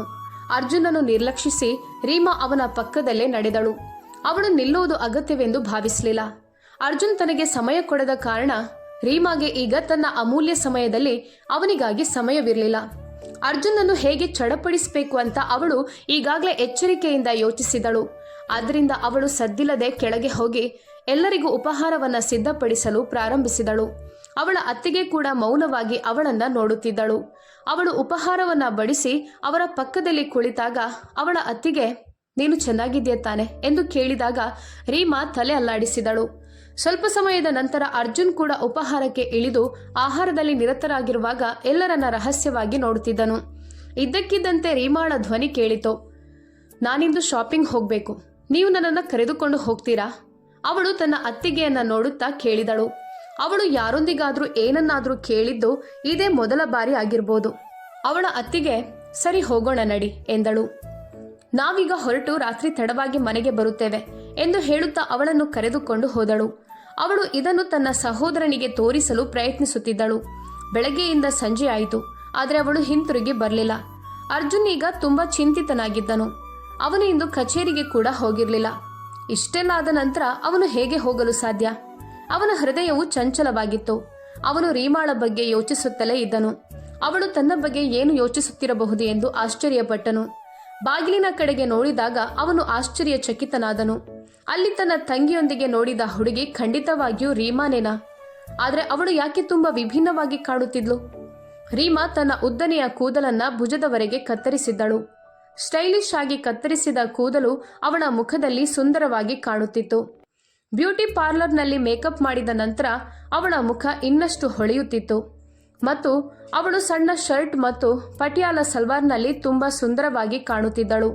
ಅವಳು ತುಂಬಾ ರೂಪಾಂತರಗೊಂಡಿರುವುದನ್ನು ನೋಡಿ ಅರ್ಜುನ್ನ ಹೃದಯ ವೇಗವಾಗಿ ಬಡಿಯಲು ಪ್ರಾರಂಭಿಸಿತು. ಅವನವಳನ್ನು ಸಮೀಪಿಸಲು ಪ್ರಯತ್ನಿಸಿದನು. ಆದರೆ ರೀಮಾ ಅವನನ್ನ ನಿರ್ಲಕ್ಷಿಸಿ ಅಲ್ಲಿಂದ ಹೊರಟು ಹೋದಳು. ಅವನ ಅಕ್ಕ ನಗುತ್ತಾ ತನ್ನ ಹೆತ್ತವರನ್ನ ಭೇಟಿಯಾಗಿ ತನ್ನ ಮನೆಗೆ ಹೊರಟು ಹೋದಳು. ಆ ರಾತ್ರಿ ಅವನು ತನ್ನ ಕೋಣೆಗೆ ಹೋದಾಗ ರೀಮಾ ಇನ್ನೂ ಅಲ್ಲಿ ಇರಲಿಲ್ಲ. ಅವನು ಗೆಸ್ಟ್ ರೂಮ್ಗೆ ಹೋಗಲು ಪ್ರಯತ್ನಿಸಿದನು. ಆದರೆ ಬಾಗಿಲು ಲಾಕ್ ಆಗಿತ್ತು. ಅದವನಿಗೆ ಅಸ್ವಸ್ಥತೆಯನ್ನುಂಟು ಮಾಡಿತ್ತು. ಇದು ಪ್ರತಿದಿನ ನಡೆಯಲು ಪ್ರಾರಂಭಿಸಿತು. ಅವಳು ಸಂಪೂರ್ಣವಾಗಿ ಸುಂದರವಾಗಿ ರೆಡಿಯಾಗಿ ಅವನ ಪಕ್ಕದಲ್ಲೇ ಹಾದು ಹೋಗುತ್ತಿದ್ದಳು ಮತ್ತು ಅವನವಳನ್ನ ಮುಟ್ಟುವ ಹಂಬಲವನ್ನ ಅನುಭವಿಸುತ್ತಿದ್ದನು. ಆದರೆ ಅವಳು ಅವನನ್ನ ನೋಡದೆ ಹಾದು ಹೋಗುತ್ತಿದ್ದಳು ಮತ್ತು ಅರ್ಜುನ್ ಅವನ ಕೋಪವನ್ನು ನಿಗ್ರಹಿಸುತ್ತಿದ್ದನು. ಅವನು ಅವಳ ಹತ್ತಿರ ಹೋಗಲು ಹಾತೊರೆಯುತ್ತಿದ್ದನು. ಆದರೆ ಅವಳು ಅವನನ್ನ ನೋಡುತ್ತಿರಲಿಲ್ಲ. ಹೀಗೆ 1 ತಿಂಗಳು ಕಳೆದವು. ಈಗ ಅರ್ಜುನ್ ಚಂಚಲ ಮೀನಿನಂತೆ ಮೀರಾಳ ಹತ್ತಿರ ಇರಲು ಹಾತೊರೆಯುತ್ತಿದ್ದ. ಒಂದು ದಿನ ಅವನು ಉಪಹಾರಕ್ಕೆ ಹೋದಾಗ ಅವನ ಹೆತ್ತವರು ಮೇಜಿನ ಬಳಿ ಇರಲಿಲ್ಲ. ಖಂಡಿತ ಅವರು ಬೇಗನೆ ಉಪಹಾರ ಮುಗಿಸಿ ಹೊರಟು ಹೋಗಿದ್ದರು. ಸ್ವಲ್ಪ ಸಮಯದ ನಂತರ ರೀಮಾ ತನ್ನ ಸ್ಕಾರ್ಫ್ ಅನ್ನ ಬೀಸುತ್ತಾ ಅಡುಗೆ ಮನೆಯಿಂದ ಹೊರ ಬಂದಳು. ಅವಳು ಅರ್ಜುನ್ ಮುಂದೆ ಬಾಗಿ ಆಹಾರವನ್ನು ಇಟ್ಟಳು. ಅವಳ ಶರ್ಟ್ ಅಲ್ಲಿ ಡೀಪ್ ನೆಕ್ ಇತ್ತು. ಅರ್ಜುನ್ ಅಗಲವಾದ ಕಣ್ಣುಗಳಿಂದ ನೋಡಲು ಶುರು ಮಾಡಿದನು. ರೀಮಾ ಯಾವ ರೀತಿಯ ಬಟ್ಟೆ ಧರಿಸಿದ್ದಳು? ಮೊದಲು ರೀಮಾಳ ಶರ್ಟ್ಗಳು ಕುತ್ತಿಗೆಯವರೆಗೆ ಇರುತ್ತಿದ್ದವು. ಆದರೆ ಇಂದು ಅವಳ ಕುತ್ತಿಗೆಯನ್ನು ನೋಡಿದಾಗ ಅರ್ಜುನ್ಗೆ ಆತಂಕವಾಯಿತು. ಅವಳ ತೆರೆದ ಎದೆಯ ಭಾಗವನ್ನ ನೋಡಿ ಅವನು ತನ್ನ ಒಣಗಿದ ತುಟಿಗಳನ್ನ ನೆಕ್ಕಿದನು. ಅದವನ ಬಾಯಾರಿಕೆಯನ್ನು ಹೆಚ್ಚಿಸಿತ್ತು. ಅವನ ಹೃದಯವು ಅವಳ ಹತ್ತಿರ ಇರಲು ಹಾತೊರೆಯಿತು. ಅವನು ರೀಮಾಳನ್ನು ನೋಡಲು ಪ್ರಯತ್ನಿಸಿದನು. ಆದರೆ ಅವಳು ಈಗಾಗಲೇ ಉಪಹಾರವನ್ನ ಟೇಬಲ್ ಮೇಲೆ ಇಟ್ಟು ಸೊಂಟವನ್ನು ಅಲ್ಲಾಡಿಸುತ್ತಾ ಹೊರಟು ಹೋದಳು. ಅರ್ಜುನ್ ಅವಳ ಪ್ರತಿಯೊಂದು ಚಲನೆಯನ್ನು ತೀವ್ರವಾಗಿ ಗಮನಿಸುತ್ತಿದ್ದನು. ಆ ಮಧ್ಯಾಹ್ನ ಅವನು ಕೆಲಸ ಮುಗಿಸಿ ಬೇಗನೆ ಮನೆಗೆ ಮರಳಿದನು. ರೀಮಾ ಅವನಿಗೆ ಆಹಾರವನ್ನು ಬಡಿಸುತ್ತಿರುವಾಗ ಅವಳು ಅವನಿಗೆ ಹಲವಾರು ಬಾರಿ ತನ್ನ ಎಲ್ಲವನ್ನು ತೋರಿಸಿದಳು. ಅದವನನ್ನ ಆತಂಕಕ್ಕೆ ಒಳಪಡಿಸಿತು. ಇದು ದಿನಗಟ್ಟಲೆ ನಡೆಯುತ್ತಿತ್ತು. ಅವನು ಅದನ್ನು ಪ್ರತಿದಿನ ಅನುಭವಿಸುತ್ತಿದ್ದನು. ಆದರೆ ಅವಳವನ ಬಗ್ಗೆ ಕಾಳಜಿ ವಹಿಸದ ಕಾರಣ ಅವಳೊಂದಿಗೆ ಮಾತನಾಡಲು ಅಥವಾ ಏನನ್ನು ಹೇಳಲು ಅವನಿಗೆ ಧೈರ್ಯವಿರಲಿಲ್ಲ. ಇದವನಿಗೆ ತುಂಬಾ ನೋವುಂಟು ಮಾಡಿತು. ಅವನು ಅವಳಲ್ಲಿ ಲೆಕ್ಕವಿಲ್ಲದಷ್ಟು ಬಾರಿ ಕ್ಷಮೆ ಯಾಚಿಸಿದನು. ಆದರೆ ಅವಳು ತಲೆ ಅಲ್ಲಾಡಿಸಿ ಅವನ ಮಾತುಗಳು ಮುಖ್ಯವಲ್ಲ ಎಂಬಂತೆ ಹೊರಟು ಹೋಗುತ್ತಿದ್ದಳು. ಈಗ ಅವನು ಬಾಯಾರಿದ ವ್ಯಕ್ತಿಯಂತೆ ಅಲೆದಾಡುತ್ತಿದ್ದನು. ಒಂದು ದಿನ ನೆಲದ ಮೇಲೆ ಜಾರುವ ನೀರಿನ ಕಾರಣದಿಂದಾಗಿ ರೀಮಾ ಜಾರಿ ಬಿದ್ದು ನೇರವಾಗಿ ಅರ್ಜುನ್ನ ಮಡಿಲಲ್ಲಿ ಬಂದು ಬಿದ್ದಳು. ಆಗ ಅರ್ಜುನ್ ಅವಳನ್ನ ಗಟ್ಟಿಯಾಗಿ ಹಿಡಿದುಕೊಂಡಿದ್ದನು. ನನ್ನನ್ನು ಹೋಗಲು ಬಿಡಿ ಎಂದು ಅವಳು ಮೆಲ್ಲನೆ ಹೇಳಿದಳು. ಆದರೆ ಅರ್ಜುನ್ ಅವಳ ಮೃದುತ್ವದಲ್ಲಿ ಎಷ್ಟು ಕಳೆದು ಹೋಗಿದ್ದನೆಂದರೆ ಅವನವಳ ತುಟಿಗಳ ಕಡೆಗೆ ವಾಲುತ್ತಿದ್ದಾನೆಂದು ಅವನಿಗೆ ತಿಳಿದಿರಲಿಲ್ಲ. ರೀಮಾ ಅವನನ್ನ ಹಿಂದಕ್ಕೆ ತಳ್ಳಲು ಪ್ರಾರಂಭಿಸಿದಳು.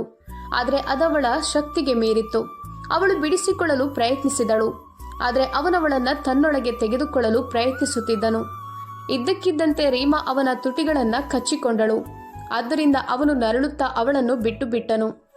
ನನ್ನನ್ನು ನಿಮ್ಮ ನಿಶಾ ಅಂತ ಭಾವಿಸಬೇಡಿ, ಇದರ ಬಗ್ಗೆ ಎಚ್ಚರಿಕೆಯಿಂದಿರಿ. ರೀಮಾ ಅವನನ್ನು ನಿಶಾಳ ಬಗ್ಗೆ ಅಪಹಾಸ್ಯ ಮಾಡಿದ್ದಳು. ಅರ್ಜುನ್ ತನ್ನ ಕೋಪವನ್ನು ಹತ್ತಿಕ್ಕಿಕೊಂಡಿದ್ದನು. ಮರುದಿನ ಭಾನುವಾರ ಅರ್ಜುನ್ ಕೆಳಗೆ ಬಂದಾಗ ರೀಮಾ ಎಲ್ಲಿಯೂ ಕಾಣಿಸಲಿಲ್ಲ. ಅವನು ಇಡೀ ಮನೆಯನ್ನು ಹುಡುಕಿದನು. ಆದರೆ ಅವಳು ಎಲ್ಲಿಯೂ ಕಾಣಿಸಲಿಲ್ಲ. ಈಗ ಅರ್ಜುನ್ ಅವಳ ಕಡೆಗೆ ಆಕರ್ಷಿತನಾಗಿದ್ದನು. ಹಾಗಾದ್ರೆ ಅವಳು ಅವನನ್ನು ಯಾಕೆ ಹಿಂಸಿಸುತ್ತಿದ್ದಳು? ಅವನಿಗೆ ಅವಳ ಬಗ್ಗೆ ತನ್ನ ಹೆತ್ತವರನ್ನ ಕೇಳುವ ಧೈರ್ಯವಿರಲಿಲ್ಲ. ಅವನು ದುಃಖಿತ ಮುಖದೊಂದಿಗೆ ಕುಳಿತಿದ್ದನು. ಹಲವು ಗಂಟೆಗಳು ಕಳೆದವು. ಮಧ್ಯಾಹ್ನ ಅವನು ತನ್ನ ತಾಯಿಯನ್ನು ರೀಮಾ ಎಲ್ಲಿದ್ದಾಳೆ ಎಂದು ಕೇಳಿದಾಗ, ಅವಳು ನಿನ್ನ ಹೆಂಡತಿ ಅಂತ ನಿನ್ಗೆ ಈಗ ನೆನಪಾಯ್ತಾ ಎಂದ ತಾಯಿಯ ಮೂದಲಿಕೆಗೆ ಅವನು ತಲೆ ಚಚ್ಚಿಕೊಂಡನು.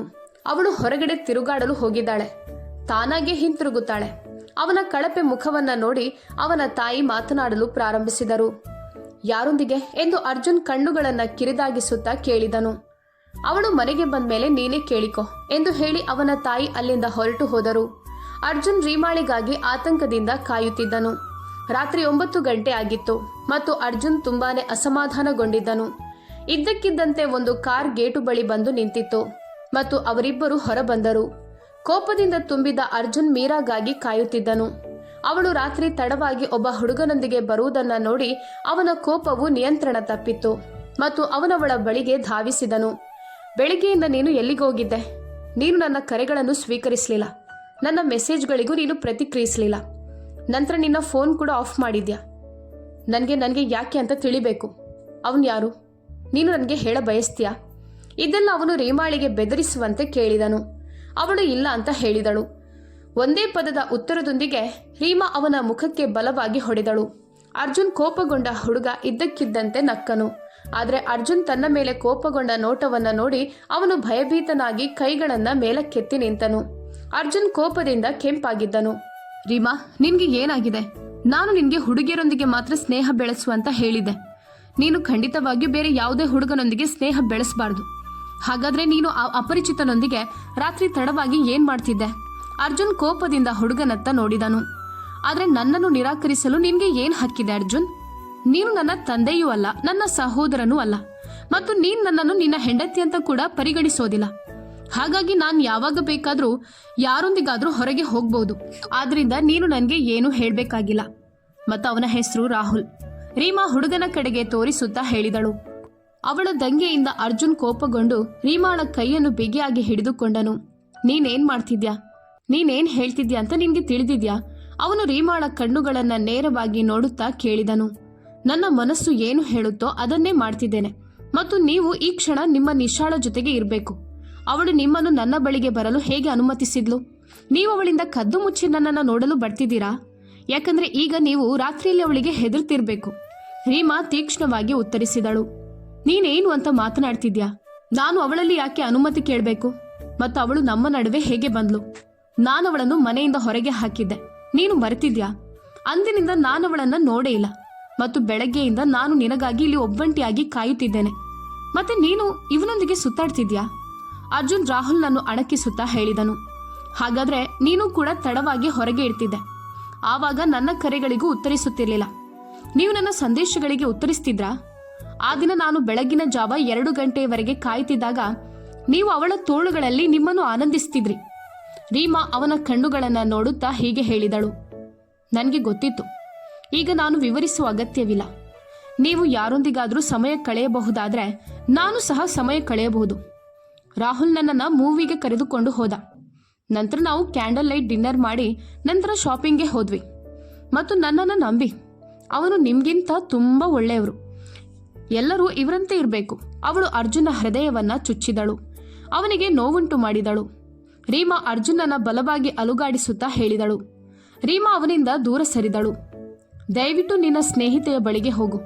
ಅವಳು ನಿನಗಾಗಿ ಕಾಯ್ತಿರ್ತಾಳೆ. ಮತ್ತು ಹೇಗಾದ್ರೂ ಅಂತಹ ಸುಂದರವಾದ ಸಂಜೆಯಿಂದ ನಾನು ಸುಸ್ತಾಗಿದ್ದೇನೆ. ನಾನು ಫ್ರೆಶ್ ಆಗಬೇಕು. ಹೋಗಿ ಅಂತ ರಾಹುಲ್ ಎಲ್ಲದಕ್ಕೂ ಥ್ಯಾಂಕ್ಸ್ ಮತ್ತು ಬಾಯ್ ಅಂತ ಹೇಳಿ ರೀಮಾ ಒಳಗೆ ಹೋಗಿ ತನ್ನ ಹೃದಯವನ್ನ ಪುಡಿ ಪುಡಿ ಮಾಡಿಕೊಂಡು ತನ್ನನ್ನು ಮತ್ತು ಅರ್ಜುನನ್ನು ಬೆಂಕಿಗೆ ಎಸೆದು ತಕ್ಷಣ ಕೋಣೆಯಲ್ಲಿ ಬೀಗ ಹಾಕಿಕೊಂಡಳು. ಇವತ್ತು ಇದನ್ನೆಲ್ಲ ಅವಳು ಹೀಗೆ ಮಾಡಿದ್ಲು. ಅವಳು ಹಳ್ಳಿ ಗಮಾರಳಾಗಿದ್ದಳು. ಅವಳಿಗೆ ತನ್ನನ್ನೇ ನಂಬಲಾಗಲಿಲ್ಲ. ಶಾಪಿಂಗ್ ಬ್ಯಾಗ್ಗಳನ್ನು ಕ್ಲೋಸೆಟ್ನಲ್ಲಿರಿಸಿ ಸ್ನಾನ ಮಾಡಲು ಹೋದಳು. ಯಾಕಂದ್ರೆ ಅವಳು ತನ್ನನ್ನು ನಿಯಂತ್ರಿಸಿಕೊಳ್ಳಲು ಬೇರೆ ದಾರಿ ಕಾಣಲಿಲ್ಲ. ಈಗ ಅವಳು ಅರ್ಜುನನ್ನು ಹಿಂಸಿಸುವುದನ್ನ ಆನಂದಿಸುತ್ತಿದ್ದಳು. ರೀಮಾ ನಕ್ಕಳು.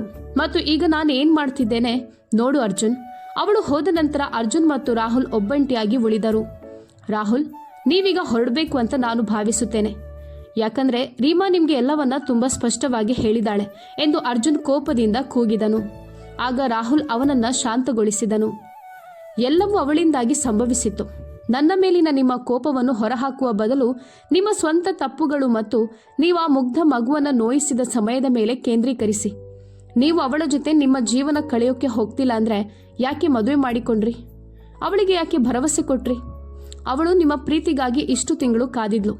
ಅವಳಿಗೆ ಏನ್ ಸಿಕ್ತು? ಏನೂ ಇಲ್ಲ. ಹಾಗಾಗಿ ನಿಮ್ಗೆ ಅವಳನ್ನು ಪ್ರಶ್ನಿಸುವ ಹಕ್ಕಿಲ್ಲ. ಅರ್ಜುನ್ಗೆ ಸತ್ಯದ ಕನ್ನಡಿ ತೋರಿಸಿದ ನಂತರ ರಾಹುಲ್ ಅಲ್ಲಿಂದ ಹೊರಟು ಹೋದ. ರೀಮಾ ಯಾಕೆ ಕೋಪಗೊಂಡಿದ್ದಾಳೆಂದು ಅರ್ಜುನ್ಗೆ ಈಗ ಅರ್ಥವಾಗಿತ್ತು. ಆದ್ರೆ ರೀಮಾ ರಾಹುಲ್ ಜೊತೆ ಸುತ್ತಾಡಿರೋದು ಮತ್ತು ಅವಳ ಅನಿಯಂತ್ರಿತ ನಡವಳಿಕೆ ಅವನಿಗೆ ಇಷ್ಟವಾಗಲಿಲ್ಲ ಎಂಬುದು ಖಚಿತವಾಗಿತ್ತು. ರೀಮಾ ಸ್ನಾನ ಮಾಡ್ತಿದ್ದಾಗ ಇದ್ದಕ್ಕಿದ್ದಂತೆ ಕರೆಂಟ್ ಕಡಿತಗೊಂಡಿತ್ತು. ಅವಳು ಬೇಗನೆ ಶವರ್ ಆಫ್ ಮಾಡಿದಳು. ಆತುರದಿಂದ ಟವೆಲ್ ಸುತ್ತಿಕೊಂಡು ಹಿಂಜರಿಕೆಯಿಂದ ಹೊರಬಂದಳು. ಇನ್ನು ಯಾರು ಜನರೇಟರ್ ಆನ್ ಮಾಡಿಲ್ಲ ಅಂತ ಅವಳು ಗೊಂದಲಕ್ಕೊಳಗಾದಳು. ಟವೆಲ್ ಅವಳ ಮೊಣಕಾಲುಗಳನ್ನ ತಲುಪಿತು ಮತ್ತು ಒದ್ದೆಯಾದ ಕೂದಲು ಅವಳ ಮುಖಕ್ಕೆ ಅಂಟಿಕೊಂಡಿತ್ತು. ಅವಳು ಮೇಣದ ಬತ್ತಿಯನ್ನು ಹಚ್ಚುತ್ತಿದ್ದಂತೆ ಅವಳ ಹಿಂದೆ ಯಾರೋ ಇದ್ದಾರೆಂದು ಅವಳು ಅನುಭವಿಸಿದಳು. ಅವಳು ಇದ್ದಕ್ಕಿದ್ದಂತೆ ತಿರುಗಿ ತನ್ನ ಹಿಂದೆ ಅರ್ಜುನನ್ನ ನೋಡಿ ಕಿರುಚಿದಳು. ಅರ್ಜುನ್ ಅವಳ ಬಾಯಿಯ ಮೇಲೆ ಕೈಯಿಟ್ಟು ಗೋಡೆಗೆ ಬಿಗಿದು ಅವಳನ್ನ ಮೌನಗೊಳಿಸಿದನು. ನಾನ್ ನಿನ್ನ ಗಂಡ, ನೀನ್ ಯಾಕೆ ಕಿರುಚುತ್ತಿದ್ಯಾ? ಗೋಡೆಗೆ ಬಿದ್ದ ಹೊಡೆತದಿಂದ ಅವಳ ಟವೆಲ್ ಜಾರಿತು. ನೀನ್ ನನ್ನನ್ನು ಹೇಗೆ ನಿರ್ಲಕ್ಷಿಸಬಲ್ಲೆ? ಅವನು ಮಾತನಾಡುತ್ತಿದ್ದ ಪ್ರತಿಯೊಂದು ಮಾತಿನಲ್ಲೂ ತೀವ್ರತೆ ಇತ್ತು. ಅವನು ರೀಮಾಳ ಕಡೆಗೆ ನಿರ್ದೇಶಿಸಿದ. ಅರ್ಜುನ್, ಇದೆಂತಹ ಆಟಿಟ್ಯೂಡ್? ನೀವು ತಡರಾತ್ರಿ ನನ್ನ ಕೋಣೆಗೆ ಹೇಗೆ ಬರಲು ಸಾಧ್ಯ? ಅದು ಕೂಡ ಈ ಸ್ಥಿತಿಯಲ್ಲಿ. ಇಲ್ಲಿಂದ ಹೊರಡಿ. ಅರ್ಜುನ್ನ ಸ್ಥಿತಿಯಿಂದ ಅವಳು ತೀವ್ರ ಮುಜುಗರಕ್ಕೊಳಗಾದಳು. ಯಾಕೆ? ನಾನ್ ಯಾಕೆ ಬರಲು ಸಾಧ್ಯ ಇಲ್ಲ? ನಿನ್ನ ಮೇಲೆ ನನಗೆ ಮಾತ್ರ ಹಕ್ಕಿದೆ. ನಾನ್ ಯಾಕೆ ನಿನ್ನಿಂದ ದೂರ ಇರಬೇಕು? ಎಲ್ಲದರ ನಂತರ ನೀನು ನನ್ನ ಹೆಂಡತಿ. ಅವನು ಅವಳ ಮುಖದ ಹತ್ತಿರ ಬಂದು ಅವಳ ಮೇಲೆ ತನ್ನ ಬಿಸಿಯುಸಿರನ್ನು ಬಿಟ್ಟನು. ರೀಮಾ ಭಯಭೀತ ಪಕ್ಷಿಯಂತೆ ನಡುಗಿದಳು. ರೀಮಾಳನ್ನು ಈ ಸ್ಥಿತಿಯಲ್ಲಿ ನೋಡಿದ ನಂತರ ಅರ್ಜುನ್ಗೆ ತನ್ನನ್ನು ತಾನು ಯಾಕೆ ನಿಯಂತ್ರಿಸಿಕೊಳ್ಳಲು ಸಾಧ್ಯವಾಗಲಿಲ್ಲ ಎಂದು ತಿಳಿದಿರಲಿಲ್ಲ. ನಿಶಾಳನ್ನು ನೋಡಿದರೂ ಅವನಿಗೆ ಅಷ್ಟು ನಿಯಂತ್ರಣ ತಪ್ಪುತ್ತಿರಲಿಲ್ಲ. ರೀಮಾ ಕಿರುಚುತ್ತಾ, ನೀನು ಮೊದಲು ಎಲ್ಲಿದ್ದೆ? ಮದುವೆಯ ರಾತ್ರಿ ನನ್ನನ್ನು ಕೈ ಬಿಟ್ಟಿದ್ಯಾ. ಈಗ ಯಾಕೆ ಬಂದಿದ್ಯಾ? ಈಗ ರಾಹುಲ್ ಮೇಲೆ ಅಸೂಯೆ ಪಡ್ತಿದ್ಯಾ? ಅವಳು ಬೇರೊಬ್ಬರ ಬಗ್ಗೆ ಹೇಳುವ ಮೂಲಕ ಉದ್ದೇಶಪೂರ್ವಕವಾಗಿ ಅರ್ಜುನನ್ನು ಹುಚ್ಚನನ್ನಾಗಿ ಮಾಡುತ್ತಿದ್ದಳು. ಅರ್ಜುನ್ ಕೋಪದಿಂದ ಅವಳನ್ನು ಕತ್ತು ಹಿಸುಕಿ, ಅವನ್ ಯಾರು? ಅವನಿಗೆ ಹೇಳು, ನಿನ್ನ ಹತ್ತಿರ ಬಂದು ನಿನ್ನನ್ನು ಹೊಂದುವ ಹಕ್ಕು ನನಗೆ ಮಾತ್ರ ಇದೆ. ಆದರೆ ನನಗೆ ರಾಹುಲ್ ಜೊತೆ ಆಳವಾದ ಸಂಬಂಧವಿದೆ. ನಿನ್ನಿಂದಾಗಿ ನಾನವನಿಂದ ದೂರವಾಗಲು ಸಾಧ್ಯ ಇಲ್ಲ. ರೀಮಾಳ ಕಠಿಣ ಮಾತುಗಳು ಅರ್ಜುನನ್ನು ಸುಟ್ಟು ಹಾಕಿದವು. ಅವಳು ಬೇರೆಯವರಿಗೆ ಆ ಹಕ್ಕನ್ನ ಹೇಗೆ ನೀಡಬಹುದಂತ ಯೋಚಿಸುತ್ತಾ ಅವನ ಮನಸ್ಸು ಕೆಲಸ ಮಾಡೋದನ್ನೇ ನಿಲ್ಲಿಸಿತು. ಹಾಗಾದ್ರೆ ನಾನು ನಿನ್ನ ಮೇಲೆ ನನ್ನ ನಿಕಟತೆಯ ಗುರುತು ಬಿಟ್ರೆ ಅವನು ನಿನ್ನನ್ನು ಸ್ವೀಕರಿಸ್ತಾನ? ಅವನು ಅನಿಯಂತ್ರಿತವಾಗಿ ಅವಳ ಮೇಲೆ ಒರಗಿಕೊಂಡನು. ರೀಮಾಳ ತುಟಿಗಳನ್ನ ದಿಟ್ಟಿಸುತ್ತಿದ್ದನು. ನಿನ್ಗೇನಾಗಿದೆ? ರಾಹುಲ್ ನನ್ನ ಸಹೋದರ. ಅವನವಳಿಂದ ದೂರ ಸರಿದ ತಕ್ಷಣ ಅರ್ಜುನ್ ತನ್ನ ಪ್ರಜ್ಞೆಗೆ ಬಂದನು. ನೀನೇನ್ ಹೇಳ್ತಿದ್ಯಾ? ಇದು ಸತ್ಯನಾ? ಆದ್ರೆ ಮೊದಲು ನೀನು ಇತರರ ಮೇಲೆ ಪ್ರಾಬಲ್ಯ ಸಾಧಿಸಬೇಕು. ನೀನಿಷ್ಟು ದಿನ ನನ್ನನ್ನು ಸುಡುತ್ತಿದ್ಯಾ? ಅವನು ಹುಬ್ಬುಗಳನ್ನ ಮೇಲಕ್ಕೆತ್ತಿ ಹೇಳಿದನು. ಅವಳು ತನ್ನ ಕೂದಲನ್ನ ಬೀಸಿ ಅವನ ಮುಖಕ್ಕೆ ಹೊಡೆದಳು. ನನ್ನನ್ನ ನೋಡು ಮೀರಾ, ನಾನು ನಿನ್ನೆ ನಿನ್ನವನಾಗಿದ್ದೆ. ನಾನಿಂದು ಕೂಡ ನಿನ್ನವನೇ. ನಾನು ತಪ್ಪು ಮಾಡಿದ್ದೇನೆ ಅಂತ ನನಗೆ ತಿಳಿದಿದೆ. ಆದರೆ ನಾನು ಪ್ರಜ್ಞಾಹೀನನಾಗಿದ್ದೆ. ನಾನು ಕೈಗಳನ್ನು ಮಡಚಿ ಕ್ಷಮೆ ಯಾಚಿಸುತ್ತೇನೆ. ಇದು ಮತ್ತೆಂದಿಗೂ ಸಂಭವಿಸುವುದಿಲ್ಲ. ದಯವಿಟ್ಟು ನನ್ನನ್ನು ಈ ರೀತಿ ನಡೆಸಿಕೊಳ್ಬೇಡ. ಅವಳು ಬಿಗಿಯಾದ ನಗುವಿನೊಂದಿಗೆ ನಗುತ್ತಿದ್ದಂತೆ ಅವನು ಪಶ್ಚಾತ್ತಾಪದಿಂದ ಮಾತನಾಡಿದನು. ಅವಳು ಬಹಳ ಹಿಂದೆ ಅವನನ್ನ ಕ್ಷಮಿಸಿದಳು. ಆದರೆ ಅವಳು ಇನ್ನವನಿಗೆ ಅದನ್ನು ಅರಿತುಕೊಳ್ಬೇಕಾಗಿತ್ತು. ನಾನು ಅಸಡ್ಡೆ ಹೊಂದಲು ಪ್ರಾರಂಭಿಸಿದ್ದೇನೆ ಮತ್ತು ನನಗೆ ಸಾಕಾಗಿದೆ. ಅವಳು ಅವನನ್ನು ಕೋಣೆಯಿಂದ ಹೊರಗೆ ತಳ್ಳುತ್ತಾ ಹೇಳಿದಳು, ಈಗ ನನಗೆ ತುಂಬ ಶಿಕ್ಷೆ ನೀಡಬೇಡ ಮೀರಾ, ದಯವಿಟ್ಟು ಕ್ಷಮಿಸು. ಸರಿ, ಹಾಗಾದ್ರೆ ನನ್ನನ್ನು ಮನವೊಲಿಸಿ ನನ್ನ ಹೃದಯವನ್ನ ಗೆಲ್ಲಿ. ಹೀಗೆ ಹೇಳುತ್ತಾ ಅವಳು ಅವನನ್ನ ಕಠಿಣ ಸ್ಥಿತಿಯಲ್ಲಿಟ್ಟಳು. ಅವನು ಪ್ರತಿದಿನ ಅವಳ ಕ್ಷಮೆಯಾಚನೆಯ ಹೂಗುಚ್ಛಗಳನ್ನು ತಂದನು. ಕೆಲವೊಮ್ಮೆ ಉಡುಗೆ, ಕೆಲವೊಮ್ಮೆ ಆಭರಣ. ಆದರೆ ಅವಳು ಬಗ್ಗುತ್ತಿರಲಿಲ್ಲ. ಬದಲಾಗಿ ಅವಳು ಆಳವಾದ ಕುತ್ತಿಗೆಯ ಉಡುಪುಗಳಿಂದ ಅವನನ್ನು ಕೆರಳಿಸುತ್ತಿದ್ದಳು. ಉತ್ಸಾಹದ ತೀವ್ರತೆಯು ಅರ್ಜುನ್ನ ಬಾಯಲ್ಲಿ ನೀರೂರುವಂತೆ ಮಾಡುತ್ತಿತ್ತು. ಅವಳು ಆಳವಾದ ಕುತ್ತಿಗೆಯ ಕಪ್ಪು ನೇಟಿಯನ್ನ ಧರಿಸಿ ಅವನ ಮುಂದೆ ಕಾಣಿಸಿಕೊಂಡಳು. ಅವಳು ಒಳಗೆ ಏನೂ ಧರಿಸಿರಲಿಲ್ಲ. ಅವಳ ಸೂಕ್ಷ್ಮವಾದ ಆಕೃತಿ ಆಕರ್ಷಕವಾಗಿತ್ತು. ಕನಿಷ್ಠ ಪಕ್ಷ ನೀನು ನನ್ನ ಮುಂದೆ ಬಂದಾಗ ಒಳಗಡೆ ಏನಾದರೂ ಧರಿಸು, ಇಲ್ಲದಿದ್ರೆ ನೀನು ನನಗಿಂತ 10 ವರ್ಷ ಚಿಕ್ಕವಳೆಂಬುದನ್ನು ನಾನು ಮರೆತು ಬಿಡುತ್ತೇನೆ. ನಾನು ನಿನ್ನನ್ನು ಹೀಗೆ ಹಾಸಿಗೆ ಮೇಲೆ ಎಸೆಯುತ್ತೇನೆ, ಅವನು ಹೇಳಿದನು. ಅವಳ ಮೂಗು ಉಬ್ಬಿತು. ಅವಳು ತಮಾಷೆಯ ಸನ್ನೆಯೊಂದಿಗೆ ಅವಳ ಕೂದಲನ್ನ ಹಿಂದಕ್ಕೆ ಬಾಚಿಕೊಂಡು ಅವಳ ಬಟ್ಟೆಯಿಲ್ಲದ ಸೊಂಟವನ್ನ ಬಹಿರಂಗಪಡಿಸಿದಾಗ, ಯಾರು ನಿನ್ನನ್ನು ತಡೆಯುತ್ತಾರೆ ಎಂದು ಕೇಳಿದಳು. ಅವಳು ಕಣ್ಣು ಮುಚ್ಚುತ್ತಾ ಹೇಳಿದಳು ಮತ್ತು ಅರ್ಜುನ್ ನಿಲ್ಲಲಿಲ್ಲ. ಮುಂದಿನ ಕ್ಷಣ ಅವನು ಅವಳನ್ನ ಕೋಣೆಗೆ ಕರೆದೊಯ್ದು ಅವಳನ್ನು ಅಪ್ಪಿಕೊಂಡು ಹಾಸಿಗೆ ಮೇಲೆಸೆದನು. ಅವಳು ಅವನ ಮುಂದೆ ತನ್ನ ಅಸ್ತಿತ್ವವನ್ನು ಹೀಗೆ ವ್ಯಕ್ತಪಡಿಸಿದ್ದು ಅರ್ಜುನ್ನನ್ನು ಹುಚ್ಚನನ್ನಾಗಿ ಮಾಡಿತು. ಅವಳ ಸೊಂಟದಲ್ಲಿದ್ದ ಏಕೈಕ ಅಡಚಣೆ ಅವಳ ಬ್ಲೌಸ್ ಜಿಪ್. ಅವಳು ಇಂದು ಅವನನ್ನು ಎಲ್ಲಾ ರೀತಿಯಲ್ಲಿ ಗಾಯಗೊಳಿಸಲು ಬಯಸಿದನು. ಅದಕ್ಕಾಗಿ ಅವಳು ತನ್ನ ಪ್ರೇಮಿಯನ್ನು ಆಕರ್ಷಿಸಲು ಪೂರ್ಣ ಸಿದ್ಧತೆಗಳನ್ನು ಮಾಡಿಕೊಂಡಿದ್ದಳು. ಆದರೆ ಅವಳ ಹೃದಯದಲ್ಲಿ ಇನ್ನೂ ಭಯವಿತ್ತು. ಅವಳು ಏನಾದರೂ ತಪ್ಪು ಮಾಡುತ್ತಿದ್ದಾಳೆ ಎಂದು. ಆದರೆ ಅರ್ಜುನ್ ಈಗ ಅವಳದ್ದೇ ಆಗಿದ್ದ. ಅರ್ಜುನ್ ತನ್ನ ಪ್ರತಿಯೊಂದು ಕ್ರಿಯೆಯ ಮೂಲಕ ಅವಳನ್ನು ಪ್ರತಿ ಹಂತದಲ್ಲೂ ಅವನನ್ನು ನಂಬುವಂತೆ ಮಾಡಿದನು. ನನ್ನ ಪ್ರೀತಿ, ನನ್ನ ರೀಮಾ. ಅವನು ಬೇಗನೆ ಅವಳನ್ನು ತನ್ನ ತೋಳುಗಳಲ್ಲಿ ತೆಗೆದುಕೊಂಡು ಕೆಳಗೆ ಬಾಗಿ ಅವಳ ತುಟಿಗಳ ಮೇಲೆ ತನ್ನ ತುಟಿಗಳನ್ನಿಟ್ಟನು. ನೀನೀಗ ನನ್ನನ್ನು ಮಾತ್ರ ನಿನ್ನವನಂತ ಪರಿಗಣಿಸ್ತೀಯ. ನಾನು ನಿಜವಾಗಿಯೂ ನಿನ್ನನ್ನು ಪ್ರೀತಿಸುತ್ತೇನೆ ರೀಮಾ, ನೀನು ಬೇರೆ ಯಾರಿಗೂ ಅಲ್ಲ ಎಂದು ಹೇಳಿದನು. ನನ್ನನ್ನು ನಂಬು. ಅವನ ಹೃದಯ ಸ್ಪರ್ಶಿ ಮಾತುಗಳಿಂದ ರೀಮಾ ಬಳಲುತ್ತಿದ್ದಳು. ನಾನು ನಿನ್ನವಳು ಮಾತ್ರ ಅರ್ಜುನ್. ನನ್ನ ಅಸ್ತಿತ್ವದ ಮೇಲೆ ನಿನಗೆ ಮಾತ್ರ ಹಕ್ಕಿದೆ. ಅವಳು ಅವನ ಹತ್ತಿರ ಬಂದಳು. ನಾನು ದೇವರಿಗೆ ಎಷ್ಟೇ ಧನ್ಯವಾದ ಹೇಳಿದ್ರೂ ಕಡಿಮೆನೆ. ನಿನ್ನಂಥ ಹೆಂಡತಿಯನ್ನು ನನಗೆ ಕೊಟ್ಟಿದ್ದಕ್ಕೆ ನಾನು ತುಂಬ ಅದೃಷ್ಟಶಾಲಿ. ಅವನು ತನ್ನ ಭಾರವಾದ ಕೈಯನ್ನು ಅವಳ ಸೊಂಟದ ಮೇಲೆ ಇಟ್ಟು ಹೇಳಿದನು, ನೀನೇನ್ ಮಾಡ್ತಿದ್ಯಾ? ಅರ್ಜುನ್ ಅವಳನ್ನು ತನ್ನ ಹತ್ತಿರ ಎಳೆದಾಗ ಅವಳು ಅರಿವಿಲ್ಲದವಳಂತೆ ನಟಿಸುತ್ತಾ ಹೇಳಿದಳು, ನಿನ್ನ ಅಸ್ತಿತ್ವದ ಮೇಲೆ ನನಗೆ ಮಾತ್ರ ಹಕ್ಕಿದೆ. ಅಂದ ಮೇಲೆ ನಾನು ಅಮೃತಶಿಲೆಯಿಂದ ಕೆತ್ತಿದ ಈ ದೇಹವನ್ನು ಯಾಕೆ ಅನುಭವಿಸಬಾರ್ದು? ನಾನು ನಿನಗೆ ಹಲವು ಬಾರಿ ಹೇಳಿದ್ದೇನೆ, ನಿನ್ನ ದೇಹವನ್ನು ನನ್ನ ಮುಂದೆ ಪ್ರದರ್ಶಿಸಬೇಡ, ನಿನ್ನನ್ನು ಮುಚ್ಚಿಕೊಂಡಿರುವಂತ. ಇಲ್ಲದಿದ್ರೆ ನೀನು ನನಗಿಂತ ಚಿಕ್ಕವಳಾಗಿದ್ರೂ ನನಗೆ ಕಾಳಜಿ ಇಲ್ಲ. ಆದರೆ ಇಂದು ನನ್ನ ಪ್ರೀತಿಯು ನೀನು ಹಂಬಲಿಸುವಂತೆ ನಾನು ನಿನ್ನನ್ನು ಹಂಬಲಿಸುವಂತೆ ಮಾಡುತ್ತೇನೆ ಮತ್ತು ನಿನ್ನ ಎದೆ ಭಾಗಗಳನ್ನು ನೋಡಲು ನನಗೆ ಅವಕಾಶ ನೀಡುವ ಮೂಲಕ ನನ್ನನ್ನು ಕೆರಳಿಸುತ್ತೀಯಾ? ಅವನವಳ ಕೈಗಳನ್ನು ತನ್ನ ಟೈಯಿಂದ ಕಟ್ಟಿದನು ಮತ್ತು ದಯವಿಟ್ಟು ಹೀಗೆ ಮಾಡಬೇಡ, ನಾನು ಸಾಯುತ್ತೇನೆ ಎಂದು ಅವಳು ಹೇಳಿದಳು. ತನ್ನ ಅಸ್ತಿತ್ವದ ಮೇಲೆ ಅರ್ಜುನ್ ಹಸ್ತಕ್ಷೇಪ ಮಾಡಿದ್ದಕ್ಕೆ ಅವಳು ಕಿರುಚಿದಳು. ಅವಳು ಬಹಳ ಹೊತ್ತು ಅವನೊಂದಿಗೆ ಬೇಡಿಕೊಂಡಳು. ಅವಳ ಕೈಗಳು ಅವನ ಟೈನಿಂದ ಬಂಧಿಸಲ್ಪಟ್ಟಿತ್ತು. ಅವಳು ಕಷ್ಟಪಡುವುದನ್ನು ತಡೆಯುತ್ತಿದ್ದಳು. ಅವಳ ಭಾವನೆಗಳು ತೀವ್ರಗೊಳ್ಳುತ್ತಿದ್ದಂತೆ ಅವಳು ಸಂಕಟದಿಂದ ನರಳಲು ಪ್ರಾರಂಭಿಸಿದಳು. ಸ್ವಲ್ಪ ಸಮಯದವರೆಗೆ ಅವಳ ನರಳುವಿಕೆಯನ್ನು ನೋಡಿದ ನಂತರ ಅರ್ಜುನ್ ಕೊನೆಗೆ ರೀಮಾಳ ಸ್ಥಿತಿಗೆ ಕರುಣೆ ತೋರಿದನು. ಅವನು ತನ್ನ ತುಟಿಗಳನ್ನು ಅವಳ ಹೊಟ್ಟೆಯ ಮೇಲೆ ಇರಿಸಿ ಅವುಗಳನ್ನು ತನ್ನ ತುಟಿಯಲ್ಲಿ ಒತ್ತಿದನು. ಆ ದಿನ ಅವಳು ಸಾಯುತ್ತಾಳೆಂದು ಅವಳಿಗೆ ಅನಿಸಿತು. ಅವನು ಮೇಲಕ್ಕೆ ಚಲಿಸುತ್ತಲೇ ಇದ್ದನು. ರೀಮಾಳನ್ನು ಸಂತೋಷಪಡಿಸುತ್ತಾ ತನ್ನ ಕೈಗಳನ್ನು ತೀವ್ರವಾಗಿ ಇಟ್ಟುಕೊಂಡನು. ಇದ್ದಕ್ಕಿದ್ದಂತೆ ಅವನವಳನ್ನ ತನ್ನ ಹಲ್ಲುಗಳಿಂದ ಕಚ್ಚಿದನು ಮತ್ತು ಅವಳು ಸುಖದ ನೋವನ್ನು ಸಹಿಸಿಕೊಂಡು ಅಳುತ್ತಿದ್ದಳು. ಅವಳ ದೇಹವು ಕುಂಟುತ್ತಾ ಹೋಯಿತು ಮತ್ತು ಅವನು ತನ್ನ ತುಟಿಗಳಿಂದ ಅವಳ ಉರಿಯುತ್ತಿರುವ ಕುತ್ತಿಗೆಯನ್ನು ಮುದ್ರಿಸಲು ಪ್ರಾರಂಭಿಸಿದನು. ಅರ್ಜುನ್ ಸ್ಪರ್ಶದಿಂದ ರೀಮಾಳ ಉಸಿರಾಟವು ಭಾರವಾಯಿತು. ಅರ್ಜುನ್ ಅವಳ ಸೀರೆಯ ಸೆರಗನ್ನ ಸರಿಸಿದನು. ಭಾರವಾದ ಉಸಿರಾಟದ ಜೊತೆಗೆ ಏರಿಳಿತದ ಹೃದಯ ಬಡಿತಗಳು ಒಂದು ಆಕರ್ಷಕ ದೃಶ್ಯವನ್ನ ಪ್ರಸ್ತುತಪಡಿಸಿದವು. ಈಗ ಅವನ ಎದೆಯ ಮೇಲೆ ಒರಗಿಕೊಂಡು ಅವನು ತನ್ನ ಉತ್ಸಾಹವನ್ನು ಹೊರಹಾಕಲು ಪ್ರಾರಂಭಿಸಿದನು. ರೀಮಾ ಕೂಡ ಕಣ್ಣು ಮುಚ್ಚಿ ಅರ್ಜುನ್ನ ಸಾಮೀಪ್ಯವನ್ನು ಸದ್ದಿಲ್ಲದೆ ಅನುಭವಿಸಿದಳು. ಅವಳನ್ನು ಹಾಸಿಗೆಯ ಮೇಲೆ ಮಲಗಿಸಿ ಅವನು ಅವಳ ಹೃದಯ ಬಡಿತದ ಮೇಲೆ ತನ್ನ ಪ್ರೀತಿಯನ್ನು ಸುರಿಯುತ್ತಿದ್ದನು. ಅವನ ಕೈಗಳು ಬ್ಲೌಸ್ ಕೊಕ್ಕೆಗಳನ್ನು ಮತ್ತೆ ತೆರೆದವು. ಅವನನ್ನ ಹುಚ್ಚನನ್ನಾಗಿ ಮಾಡಿದ ಅವಳ ಅಸ್ತಿತ್ವದ ಏರಿಳಿತಗಳನ್ನು ಬಹಿರಂಗಪಡಿಸಿತು.